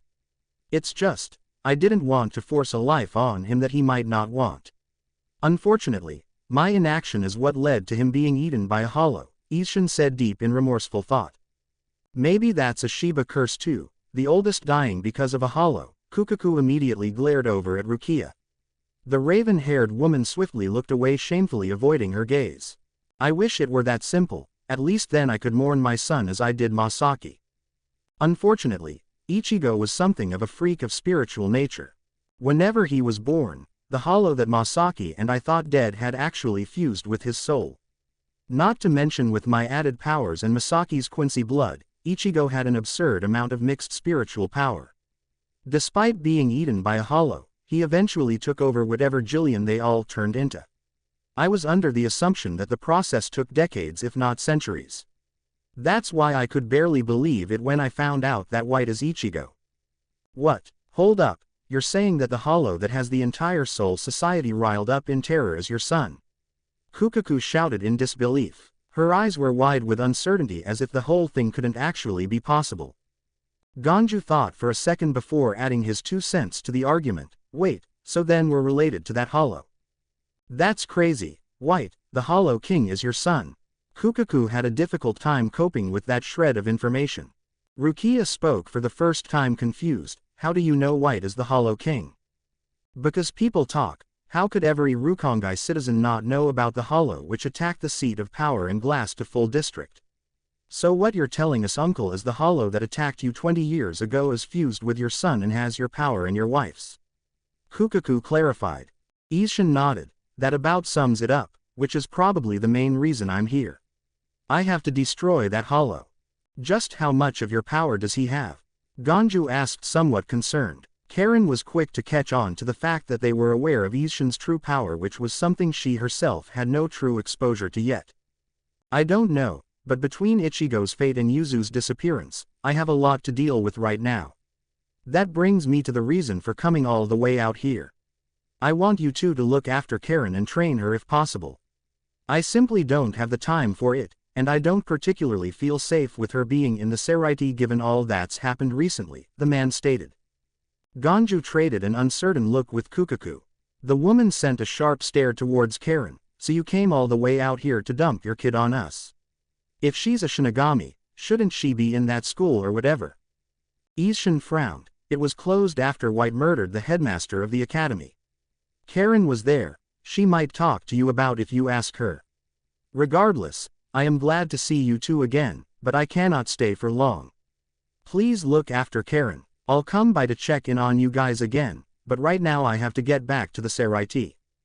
Ganju looked as if he was about to protest, but Kukaku immediately shut him up as she directed a fierce look his way. All right, fine, uncle, we understand. Serious stuff is happening, and you don't want to worry about the girl. We'll look after her, but if you want me to train her, then it's not gonna be in all that Shinigami nonsense. I'll train her Shiba style. I could stay and train her as well if you'd like me to, Captain Shiba, Rukia volunteered, much to Kukaku and Ganju's displeasure. You're a lieutenant, you sure you have the time to do that? Isshin asked. Rukia nodded. Captain Yukitake has ordered our squad to train for battle anyways, I could just do it out here. Would you mind telling him I'm out here if he asks?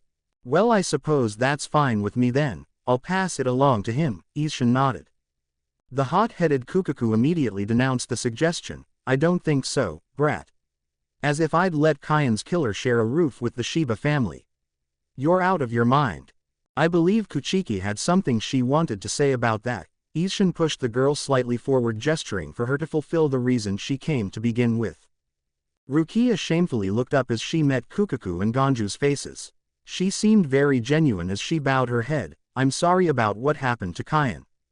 Believe me, not a day goes by that I don't regret how things fell apart. Kain was like a mentor to me, and I miss him. Ganju seemed more convinced by Rukia's apology as he looked over for Kukaku's response. Kukaku simply sighed. I told myself that if you ever apologized I'd forgive you, so I guess that's that then. Fine, you can stay too. Karin might be better off learning all that formal Shinigami stuff from one of you anyways. Still, don't go assuming we're all good now. This is more for her than you. Take care you two, we'll catch up some more whenever I come back to check in on you. Be safe, Karin, and train well. I'll keep you informed if we learn anything new about Yuzu's situation, Isshin said as he turned to take his leave. Before he made it out of the room, Karin called out, what about Ichigo? I want to know if you guys find anything about him too. Isshin frowned. It wouldn't do any good honestly, the brother you knew isn't coming back. Still, I'll pass along any relevant information as it comes to me. Take care, and thanks for taking her in, Kukaku.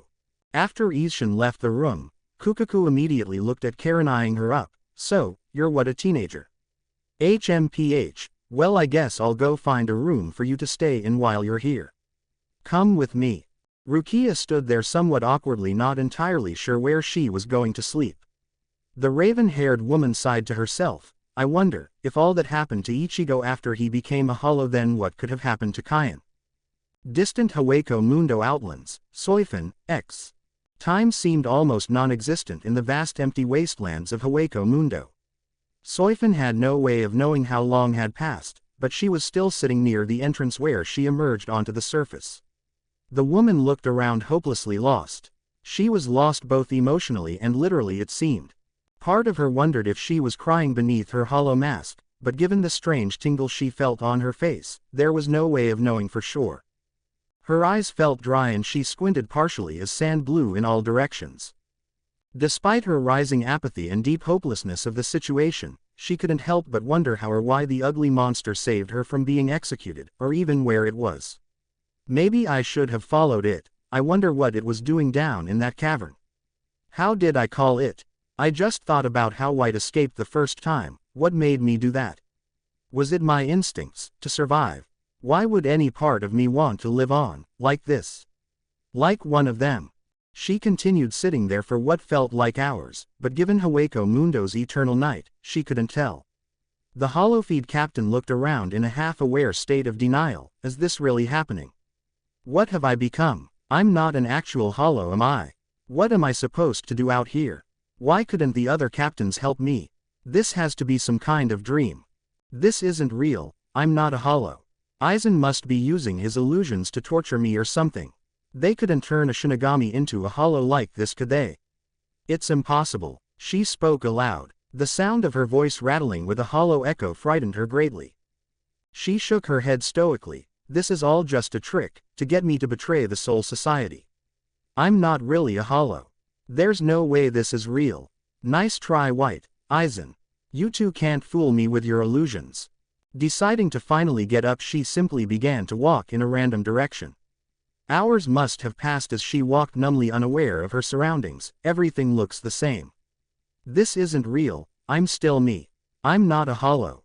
As Soi Fon continued onward, the reality of her situation was hitting harder and harder. I'm screwed. This is all his fault.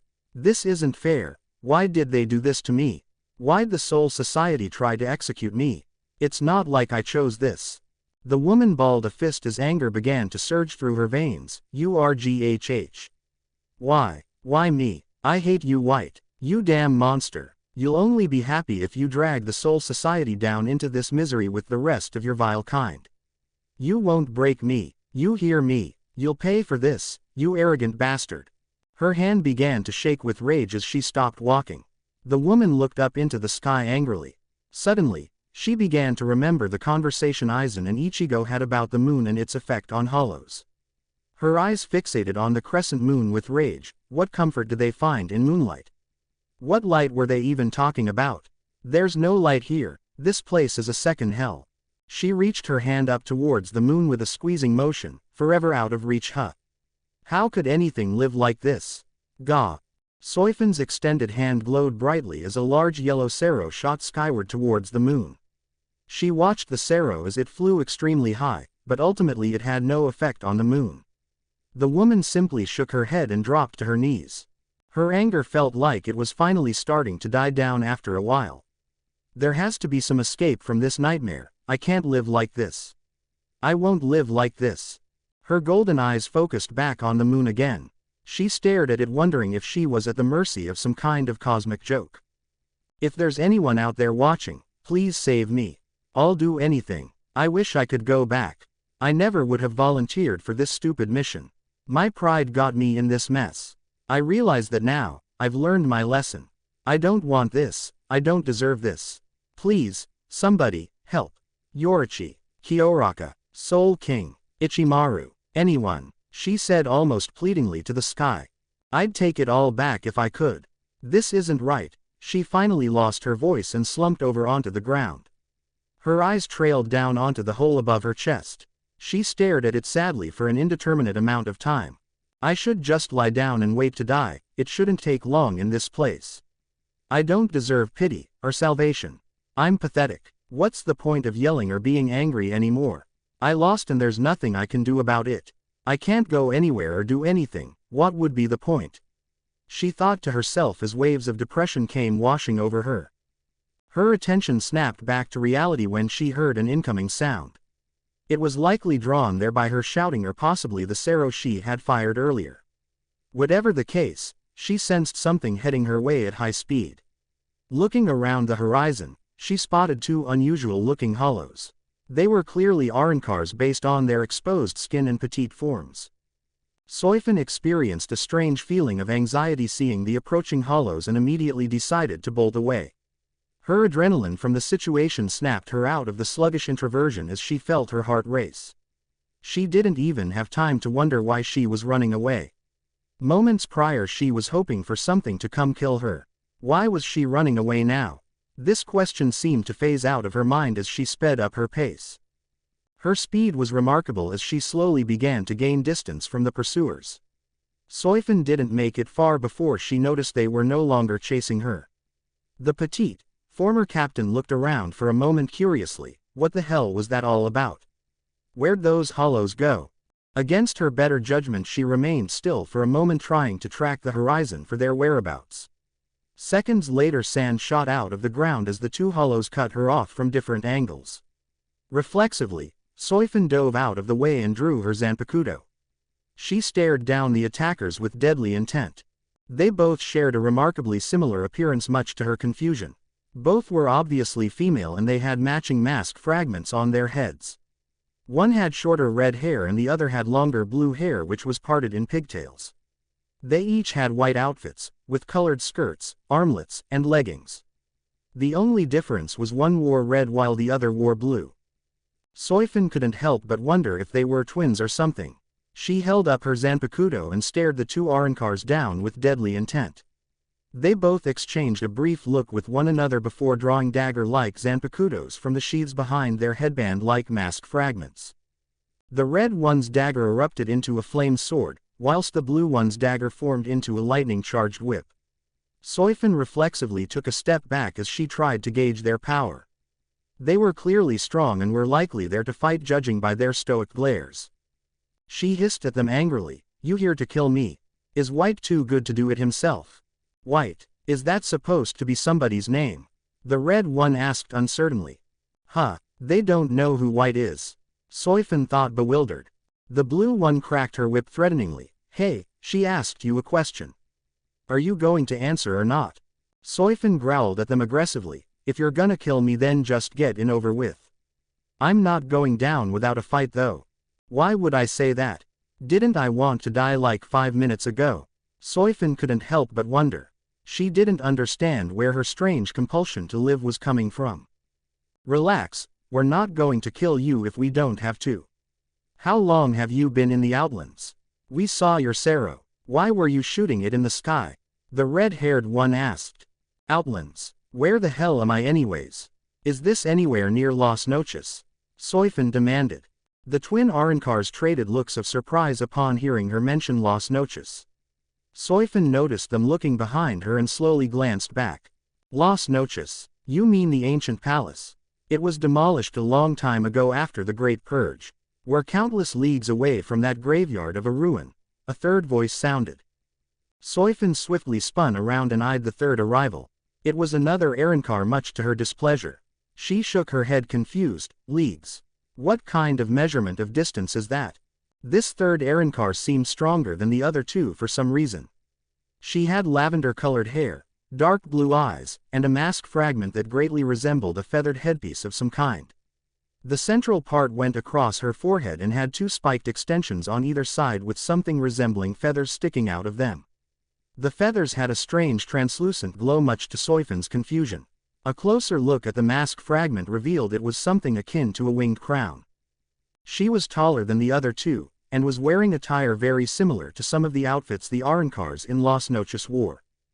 The style seemed almost identical. She had black boots that went up to her thighs, a long white loincloth skirt, and some kind of tight, sleeveless, midriff top. Her core was well-toned and appeared to have a navel piercing. Soi Fon could see her hollow hole below the Arrancar's curvy chest and dead center in her torso. Matching armlets similar to her boots extended from her wrists up to her shoulders. Her left shoulder had a distinctive mark upon closer inspection. On her shoulder there was a tattoo that shocked Soi Fon greatly. It was the number 1. Is she one of the Espada? Soi Fon thought worriedly as she eyed the woman up and down.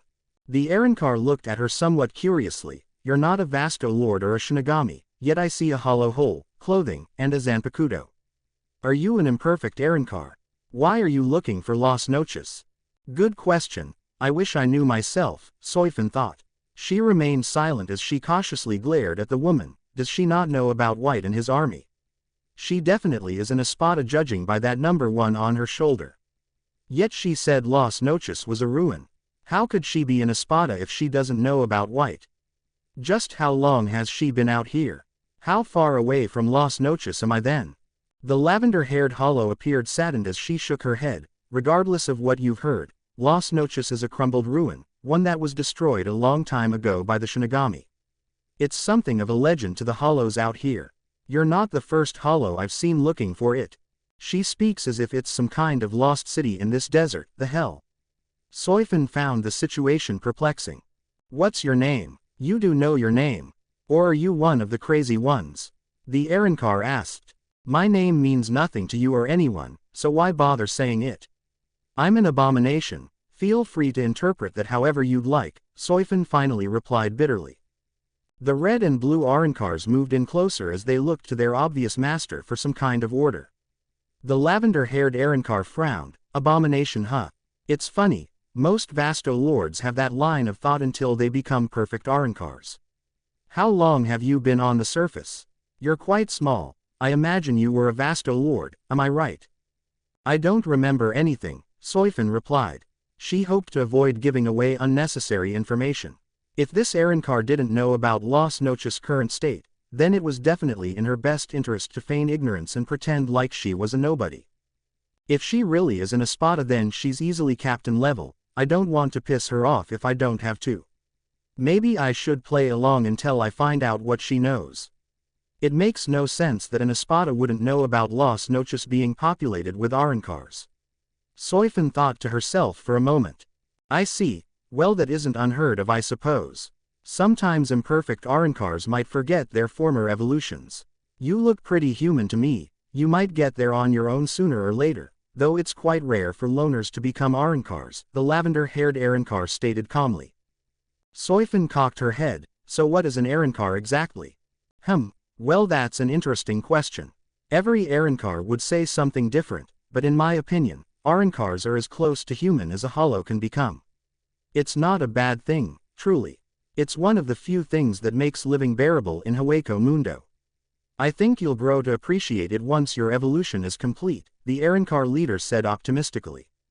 So have you ever been to Las Noches? You speak as if you've seen it. Soi Fon changed the subject as nonchalantly as possible. Ah yes, you have a fixation on that place. Many powerful hollows seek it out at some point during their lives here.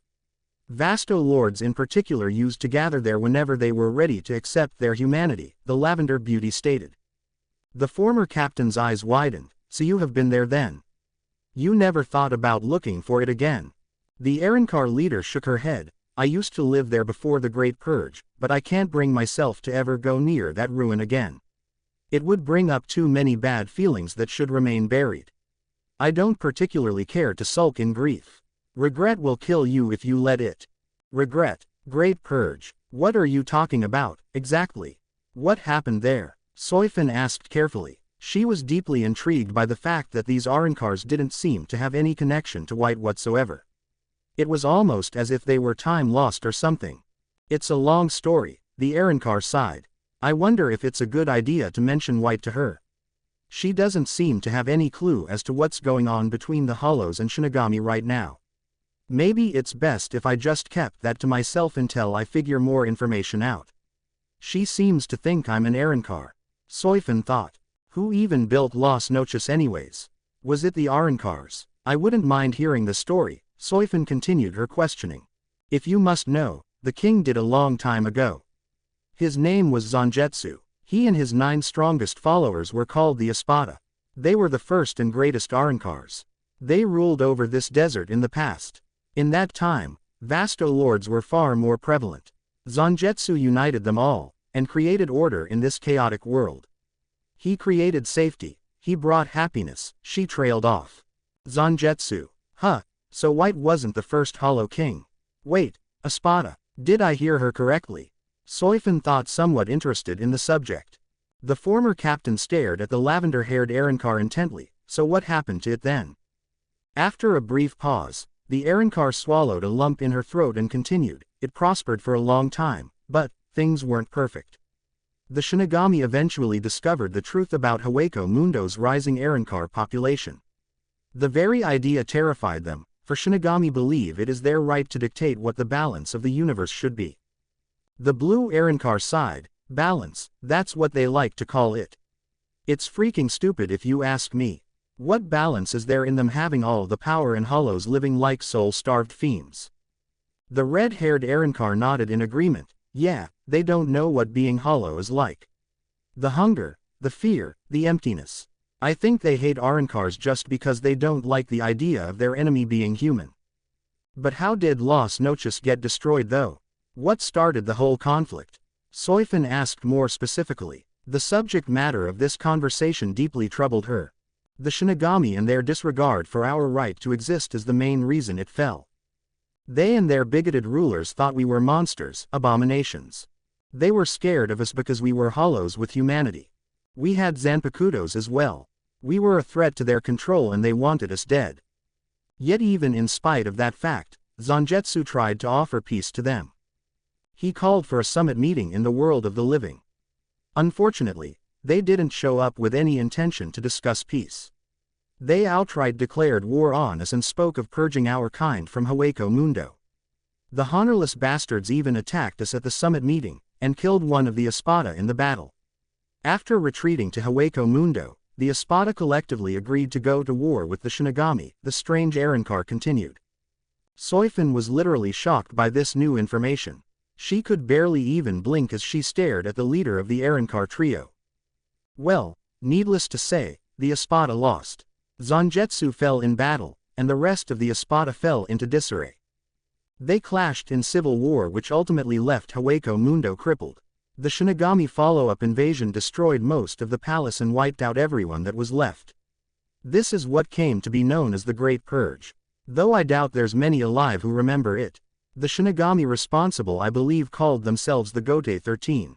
After Zangetsu's death I ended up out here escaping the Great Purge, the Arrancar concluded. That's just unreal. How could this Great Purge have even happened? There's nothing like that in our history records. Hell, you'd think the Captain Commander would know about it. Although, this might be connected to the first generation Gote 13. Still, it doesn't make much sense. Also, what does she mean King Zangetsu created the Espada? I thought that was something White invented. That would mean this has happened before, and White is the new king. Soi Fon's eyes widened. It was then that Soi Fon immediately realized why Yamamoto and Unohana were uncharacteristically worried about the Arrancars. Captain Unohana knew what Arrancars were. The Captain Commander was angry when he heard about White being Hueco Mundo's king. There's no official record about how most of the original Gote 13 died. Does that mean the Captain Commander and Captain Unohana were a part of this Great Purge? They must have been some of the only survivors. I apologize if I'm being a bit overwhelming. I don't usually tell my story to a hollow I've just met. You seem like an awfully curious one, the lavender-haired Arrancar said after a brief silence. Soi Fon looked up. So she's as old as the Captain Commander. Certainly doesn't look it. I wonder if something has kept her from aging this whole time. Maybe hollow regeneration slows the aging process. She looks pretty, for a hollow. What's kept you going this long? I mean, what's the point of living as an Arrancar out here? Soi Fon asked. That's a question all Arrancars have to discover for themselves. There's no right or wrong answer. You have to follow your instincts and find your heart. Something that gives you meaning. For me it's as simple as helping other hollows. That is something I learned from Zangetsu, she replied. No offense, but that sounds stupid as hell. Soi Fon countered. You seem like a lonely, bitter person to me, so I imagine you might not understand. Or maybe you do, and you're just too afraid to admit it to yourself. The lavender beauty retorted. Soi Fon hissed at her in annoyance. I'm not a lonely person, I'm a damn a hollow. There's a difference. Upon finally admitting that she was a hollow out loud, Soi Fon felt a strange sadness. It didn't go unnoticed by the Arrancar trio. Had she finally accepted the truth? Is there a difference though? I can see it in your eyes. You need help, the Arrancar leader said. Help? What the hell are you saying? What do you want from me? Soi Fon demanded. I'm not entirely sure what you're looking for, but I'll extend an invitation to you if you'd like. The outskirts can be pretty lonely and dangerous. Nobody in Hueco Mundo should have to live alone, the woman said as she extended her hand. You want me to join you? Soi Fon asked disbelievingly. No duh, why else would she have talked to you this long? The blue-haired Arrancar laughed. Soi Fon could still barely believe how disconnected this former Espada was from Hueco Mundo's current happenings. How the hell can she not know about White and his Espada? I was under the impression he was like the God King of Hueco Mundo. I can barely believe she hasn't once caught any trace of White's power in this place. I mean, we'd have to be pretty damn far away to outrange Las Noches. What have you got to lose? I already told you we're not going to hurt you unless you attack us, the red-haired Arrancar asked. She never did tell us her story, the blue-haired one added. And I'm not going to either. Just kill me or leave me alone. I've heard enough of all this. Soi Fon growled. I guess we should introduce ourselves then at the very least. My name is Athena Platito, by the way. These two are my companions Yin and Yang. They've been with me for a while now. You don't have to come with us, or even tell us about your past, but I'd at least like to know your name. You seem interesting, the Arrancar said coolly. Soi Fon, was all the former Shinigami said in response. Well, Soi Fon, it was nice meeting you. I hope you find what you're looking for, Athena reiterated. Wait, so we wasted all this time and we're not even bringing her with us? The blue-haired Arrancar said, somewhat annoyed. The red-haired one rolled her eyes. Whatever, let's just go. She is a former Espada. She didn't even mention herself being one at all during her little story. There's gotta be a reason for that. I want to know more about this, Soi Fon thought briefly. As the Arrancars turned to leave, Soi Fon spun around seriously. Wait. They all stopped and glanced back at her curiously. Athena tilted her head interested. Yes, Soi Fon. Reluctantly she sighed. I guess I have nowhere else to go, I'll follow you around. Where were you going anyways? You can come back to our little base. It's nothing special, but it's good shelter from sandstorms and the like. Athena said cheerily. Oh my god, make up your mind, geez. Yin shook her head. Chill out, Yin, no need to get all upset. She agreed to follow Athena. She's one of us now, Yang said dismissively to her blue-haired twin. What am I even doing right now? What just came over me? Soi Fon thought to herself as she followed Athena. Moments later she felt a strange feeling on her face. A blindingly bright light burst from her mask seconds afterward.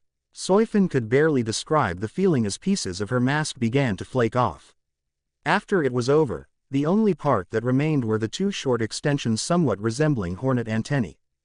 She looked around completely shocked. What just happened? The former captain immediately looked at her reflection through her zanpakuto. She watched with shock as the blackness left her eyes and her golden irises returned to a normal brown. Her zanpakuto began to glow shortly afterward, much to her confusion. Looks like you just reached your perfect transformation, Athena said with a smile. Talk about timing, huh? Yang said somewhat amused. So I'm a full Arrancar now. What the hell? What kind of game is White playing at? Did he intend for this to happen, or was he hoping the Soul Society would kill me? Soi Fon thought. Come on, Soi Fon, I'll show you around our little base, Athena gestured. What the hell am I going to do now? Soi Fon wondered. X Las Noches, Ichigo, X. As Ichigo made his way down the hall, he thought about what he had done to Soi Fon. Looking back on it, he partially wondered if perhaps he had gone a bit overboard. He couldn't quite explain what came over him. The eyes of ignorance and bigotry had truly set him off. Something about the way Soi Fon hated hollows bothered him. The retribution he inflicted upon her would be an extremely harsh lesson. Part of him wondered what she would do once she realized she was doomed. He simply shook his head, dismissing any further thoughts. She's probably being executed right now. At least she'll know what it feels like to die for being a hollow. I doubt she'll live at all. I wonder what she would say to me if she did. I wouldn't doubt it if she hated me even more now, but at least I got my point across. That might also deter any more Shinigami espionage for a good while. He was drawn from his thoughts as an excited voice caught his attention. Ichigo. There you are. Where have you been? His gaze shifted around his shoulder where he spotted an overactive Apache leaping onto his back. She didn't quite make it as he swiftly dodged her leap. Before she could go plummeting onto the ground, he caught her around the waist. Upon realizing that she missed, the Arrancar girl nervously turned her head around and looked up at Ichigo. He released his hold, allowing the girl to her feet, and shook his head. You were almost fast enough. I might not have noticed if you didn't scream in advance. PFF'd. Yeah right, I was just giving you a fair chance. She beamed. You're the one who needs a fair chance. In fact, you need all the help you can get. The sultry, condescending voice of Sung Sun sounded from somewhere nearby. Apache's eyes lit up enraged as she jerked her head around looking for the snake Arrancar. Upon seeing her, barely around the corner, Apache cracked a fist. Care to repeat that, you scaly snake girl? I am in fact a snake girl. Good observation, Sung Sun said amused. Stop being a smart ass, Sung Sun. Mila Rose interrupted as she caught up to the snake Arrancar. The lioness, eyes lit up with excitement upon spotting Ichigo. Ichigo, it feels like forever since we last saw you. You never visit us or Lady Harabelle, Mila Rose said with a disappointed face. Ugh, can't you two go find somebody else to bother? Ichigo was busy helping me with something. You two should give us some privacy for goodness sake. Apache said unhappily. Privacy? Just what the hell kind of help are you talking about? Mila Rose demanded. Sung Sun shook her head and giggled. No need to worry, Mila Rose. Apache is too innocent for what you're thinking. Besides, from my point of view, it looked like she just caught up to him moments earlier. You guttural pest. Do you ever shut up, Sung Sun? Apache sighed. Guttural. Are you sure you even know what that word means? Sung Sun laughed. Apache cracked a fist. I do in fact. It means you sound annoying as hell. Are you implying my voice is harsh? I have a very delicate and beautiful voice, I'll have you know. Perhaps you should learn to speak like a proper lady. You're the guttural one if you ask me, Sung-sun retorted. Maybe you should stop being a creepy stalker, that doesn't seem very ladylike, Apache shot back. The comment seemed to take Sung-sun off guard, as stalker. That's some bold claims you're making, Apache. Hey, I'm not the one who was creeping around corners, Apache retorted. Sung-sun reflexively covered her face with a sleeve. You certainly have crude way of saying things. I was actually walking around the corner when I heard your loud mouth. Well, how's about you walk away then? Apache replied. Will you two just stop for 1 minute? So are you actually busy with Apache right now, Ichigo? Mila Rose derailed the argument much to Ichigo's relief. He looked over at his Frashon who had an almost puppy dog look in her eyes. After a brief silence he nodded. Yeah, she wanted to talk about something I believe. Oh, Mila Rose looked away. Sorry to bother you then. Where were you two headed anyway?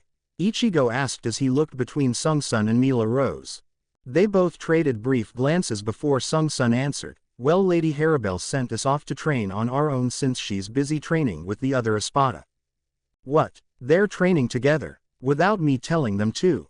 Ichigo asked surprised. Oddly enough, yes. From what we heard, apparently Lilinet convinced Stark and Barrigan to train together. Then they invited Lady Harabelle as well. It seems like all of the Espada are training more seriously now, Mila Rose replied. That's good, I might pay them a visit later then. You two should get to training. I'll set aside some time to hang out with you whenever I can, Ichigo said with a smile. Mila Rose grinned happily. I look forward to it. Afterward, she brushed past him and winked. Apache rolled her eyes at the sight. The busty lioness charged down the hallway with an optimistic attitude. Sung-sun walked by and gave Ichigo an unusual look. Do we get our own private conversations with you two? I wouldn't mind you helping me out with a new ability I've been working on. Apache leered at Sung-sun for her long, drawn-out sentence. She crossed her arms. New ability, huh? PFF'd. Can't wait to see whatever that's supposed to be. Sure, I guess. I don't see a problem with that, Sung-sun. I can continue helping you and Mila Rose out a bit since Harabelle is busy. Although, I have a lot of other stuff going on, so it can't be for too long. Ichigo said with a nod. Sung-sun looked between Ichigo and Apache. Any time you can spare for me would be very beneficial. Thank you, Ichigo. Apache cracked a fist. What's with that weird look on her face? She's up to something. After the other two girls were gone, Apache glanced at Ichigo with a flustered face. Hey, so I know you're busy all the time and you probably don't really think about this kind of thing, but is anybody your favorite around here? Like, you know, to hang out with and stuff.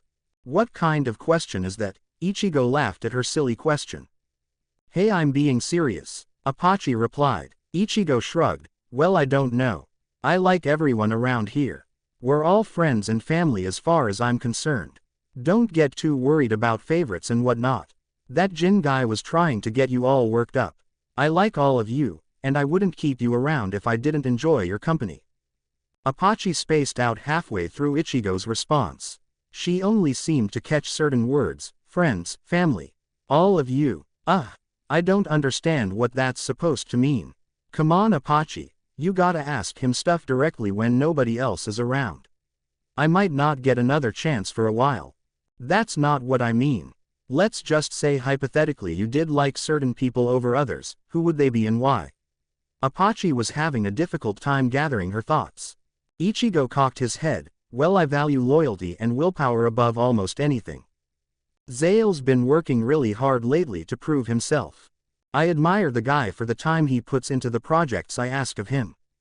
It shows a lot of respect on his part.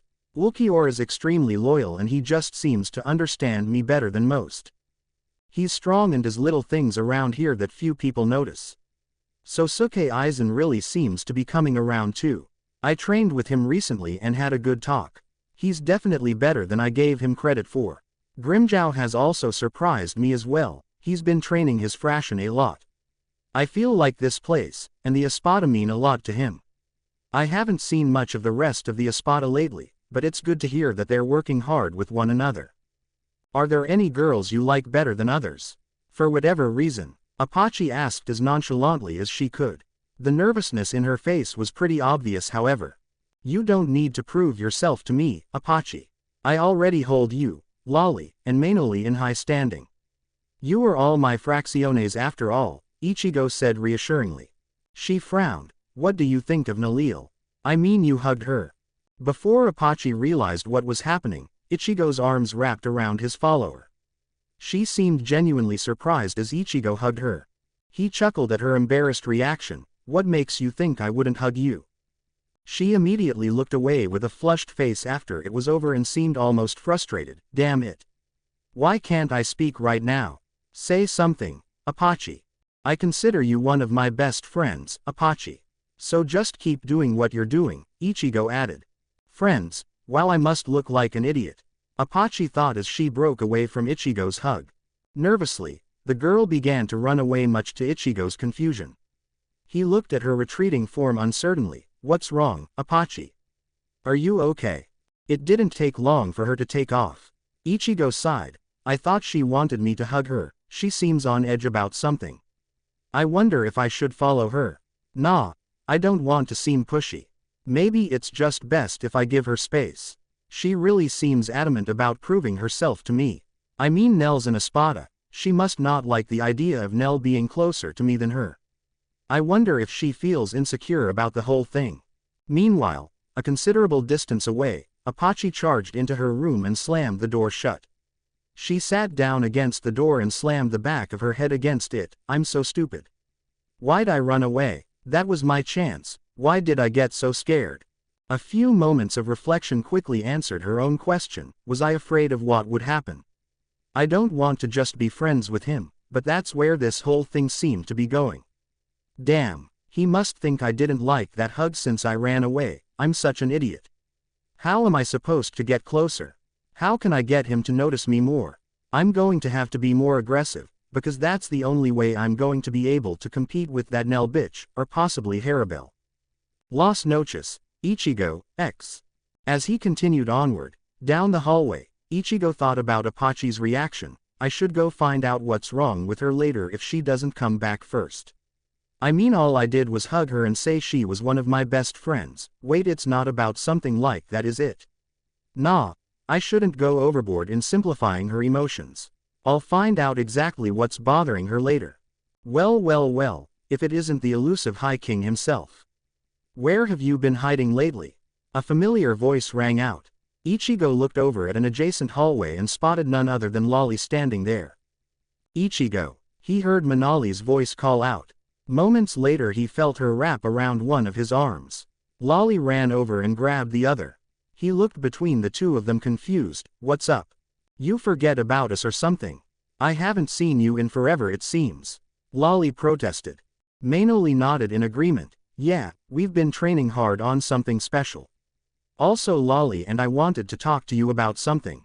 What's that exactly? Ichigo wondered. Lolly and Mainoli both exchanged nods as if they were about to enact some kind of serious collaborative action. Well, we were wondering how you felt about this. Lolly asked. About what? Ichigo responded. Not even a second later, they each leaned up to kiss him on opposite cheeks. Both seemed completely embarrassed having done it so boldly and immediately looked away blushing madly. What the? Did you two just? Ichigo looked between the two of them. Though their faces were turned away, Ichigo could see that Lolly had a small grin as if she were proud of herself for carrying through with it. Manali's face was almost scared. She cautiously stole a glance over at Ichigo's reaction and immediately looked away flushed upon making eye contact. Well, Lolly asked, still not looking at him. Sorry if we're too forward, Ichigo, Mainoli apologized in advance.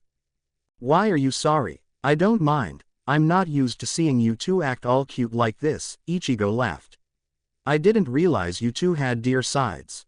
See cute. Mainoli stuttered as she looked away with her blush amplified. Dear, what does that mean? Lolly said quietly to herself. She shook her head as she focused on the other key word. Lolly grinned at his comment. See, I told you this would work, Mainoli. Ichigo thinks we're cute. You're like little sisters, haha, Ichigo laughed. Karin and Yuzu did that to me when I was younger. His brief thought about his sisters made him somewhat sad, but he tried to push it aside for the moment. Sisters, Lolly squeaked. Manali's face vaulted in horror. I really hope he's joking. He sees us as his sisters. Are we seriously already out of the running for this? Hold up. First of all, don't ever call us your sisters again. That was meant to Manoli. Lolly looked over for some kind of finishing comment.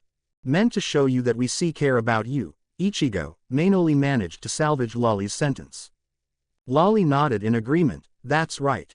And we were just trying to let you know that we're a team, and that we should all stick together, in sickness and health, and all that other stuff. Yeah, and unlike others who we won't mention specifically, Lolly and I come as a pair. Manoli managed to overcome her nervousness as she finished up with that comment. That's right. We're a 2-for-1 special, the greatest pair you could ask for. Lolly announced proudly. Ichigo looked over the two of them amused. A pair, huh? A pair of comedians. A pair of fighters. You gotta be more specific. Don't play stupid, Ichigo. We know that you know what this is, Lolly said somewhat flustered. The funniest joke you two have ever played on me. Ichigo laughed. Lolly gave Manoli a sharp nod. Without warning they both leaned in and kissed his cheeks again. Yeah, it's a joke all right. In fact, how's about you two wannabe vixens get lost? The voice of none other than Apache sounded. Lolly and Manoli both noticed Apache blocking Ichigo's way now. Wannabe vixens. Is that the best you got? Lolly shook her head. Just when we were starting to make progress, Manoli sighed. Apache gritted her teeth. You two mind explaining this situation to me? It's exactly what it looks like. We're expressing our affection for Ichigo and he's pretending like he's too dense to notice, Lolly stated factually. What? Apache's eyes widened. We've known him almost as long as you have. Hell, maybe longer since we met him first. So don't go assuming you have the right to monopolize Ichigo all to yourself, Manoli added. Earlier you said I was your friend, Ichigo. I was just well, given all that's happened with all these other girls, there's something I wanted to know. This is really awkward to ask you, but do you like any of us as more than friends? Apache finally managed to ask. Her struggle to get that sentence out was extremely evident between the stuttering and blushing. Wait, what? So then this is about my romantic feelings. I didn't realize she felt that strongly. I mean, I know they all like me, but where did this come from? I blame you, Jin Ichimaru, and your sneaky fox face, Ichigo thought to himself for a moment. After a super tense silence, he countered with a question, is that something you're all interested in? A closer than friends relationship with me? I'm interested, Apache admitted somewhat nervously. Obviously Lolly and I are, Manoli followed. Damn right, Lolly added with emphasis.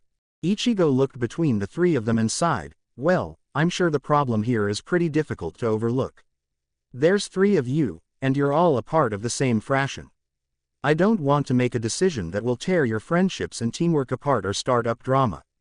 Not to mention, we're at war with 2 factions right now. There's a lot of other things to worry about. Well, Manoli and I are a pair, so you wouldn't really have to choose between us, Lolly said with a blush. What are you saying? Apache gawked. You two intend to share Ichigo? Screw that. Well, I mean, I personally don't care if you want to get in on that deal too. We're pretty cool with each other. This is original Team White after all, Manoli added with a similar flushed face. Apache started laughing. You're kidding me, right? Who would want to be in that kind of weird relationship? This sounds like a bad idea to me, you girls trying to get me killed. Ichigo sighed. Oh ho ho ho, so you're not blind after all. You can see those mammoth chest skanks trying to seduce you. I was almost starting to worry, Lolly laughed. You holding out for some other girl there, Ichigo? Is it Mila Rose, Sung Sun, Nalil, Harabel? Is it not a girl at all? Manoli followed up with a gasp. Whoa, relax you guys, I like all of you a lot, but I don't want this kind of drama right now. That's why I've just been brushing off your advances. Besides, I don't know how I could choose one of you anyways. I don't want any of you to feel rejected. Because if that happened, then you'd feel bad and I'd feel worse, then everyone would slack off in training. It's a huge distraction, Ichigo sighed. Apache sent Ichigo a serious glare. You know you're going to have to pick somebody eventually. I'm not like those 2 weirdos over there. I'm not down for whatever the hell their sick idea of sharing is. Weirdos. The hell did you just call us? Lolly protested. Don't be so selfish, Apache. Ichigo's the freaking king of Hueco Mundo after all. Are you saying you're worthy enough to be queen? Honestly, I doubt any of us can fill that slot, but that doesn't mean we can't be close, you know. Mainoli stated. Apache felt a wave of insecurity hit her from that comment. She sighed and looked away embarrassed. Hypothetically, if I ever did accept something stupid like that, what would you think, Ichigo? How would it work? Well, this just got extremely awkward. Listen girls, none of that is going to happen anytime soon, so just relax. There'll be time for this in the future, but right now I should get going, Ichigo said reassuringly. The three of them looked away somewhat displeased as Ichigo took his leave. After he was gone, Apache looked at Mainoli and Lolly incredulously. So you two are saying you're okay with just being concubines essentially? Look Apache, Mainoli and I like you, so we're going to tell you this once. We have every intention of being closer to Ichigo whether or not we're his official mate. Maybe you should stop being such a prude about it and get on board. Besides, if you impress him enough, maybe he'll pick you anyways, Lolly sighed. Mainoli nodded. Yeah, what's the big deal? So long as we're with Ichigo, and we all get our turn, then I don't mind. Ichigo made a good point though, things would get really weird and tense if he just picked one girl. I mean, don't me wrong, I'd love if he exclusively chose me, but that kind of thinking is really illogical if you think about it. Not to mention, that would put us in direct competition with Nell and Harabel. At least this way, we all still get a piece of the action, you know. Lolly said nodding. I guess there are some perks to it. But what the hell kind of relationship would that be? I mean, how would it work? How can you be close to one person with other people in the way? Apache wondered. Who knows, but I'm not willing to give up Ichigo after everything he's done for us. Maybe it won't work, but I'm not about to get sidelined by some big-chest skank like Nell or Harabel, Lolly replied. Apache sighed. It's the most ridiculous thing ever if you ask me, but Ichigo was pretty clear about not choosing somebody specifically right now. I guess it wouldn't hurt to see how it goes, at least for the time being. Well, even if it doesn't work out, it'll give us all a fair chance to make an impression, Mainoli nodded. Thank you for watching. If you enjoyed the video, be sure to like, comment and subscribe, as well as checking out the author on fanfiction.net.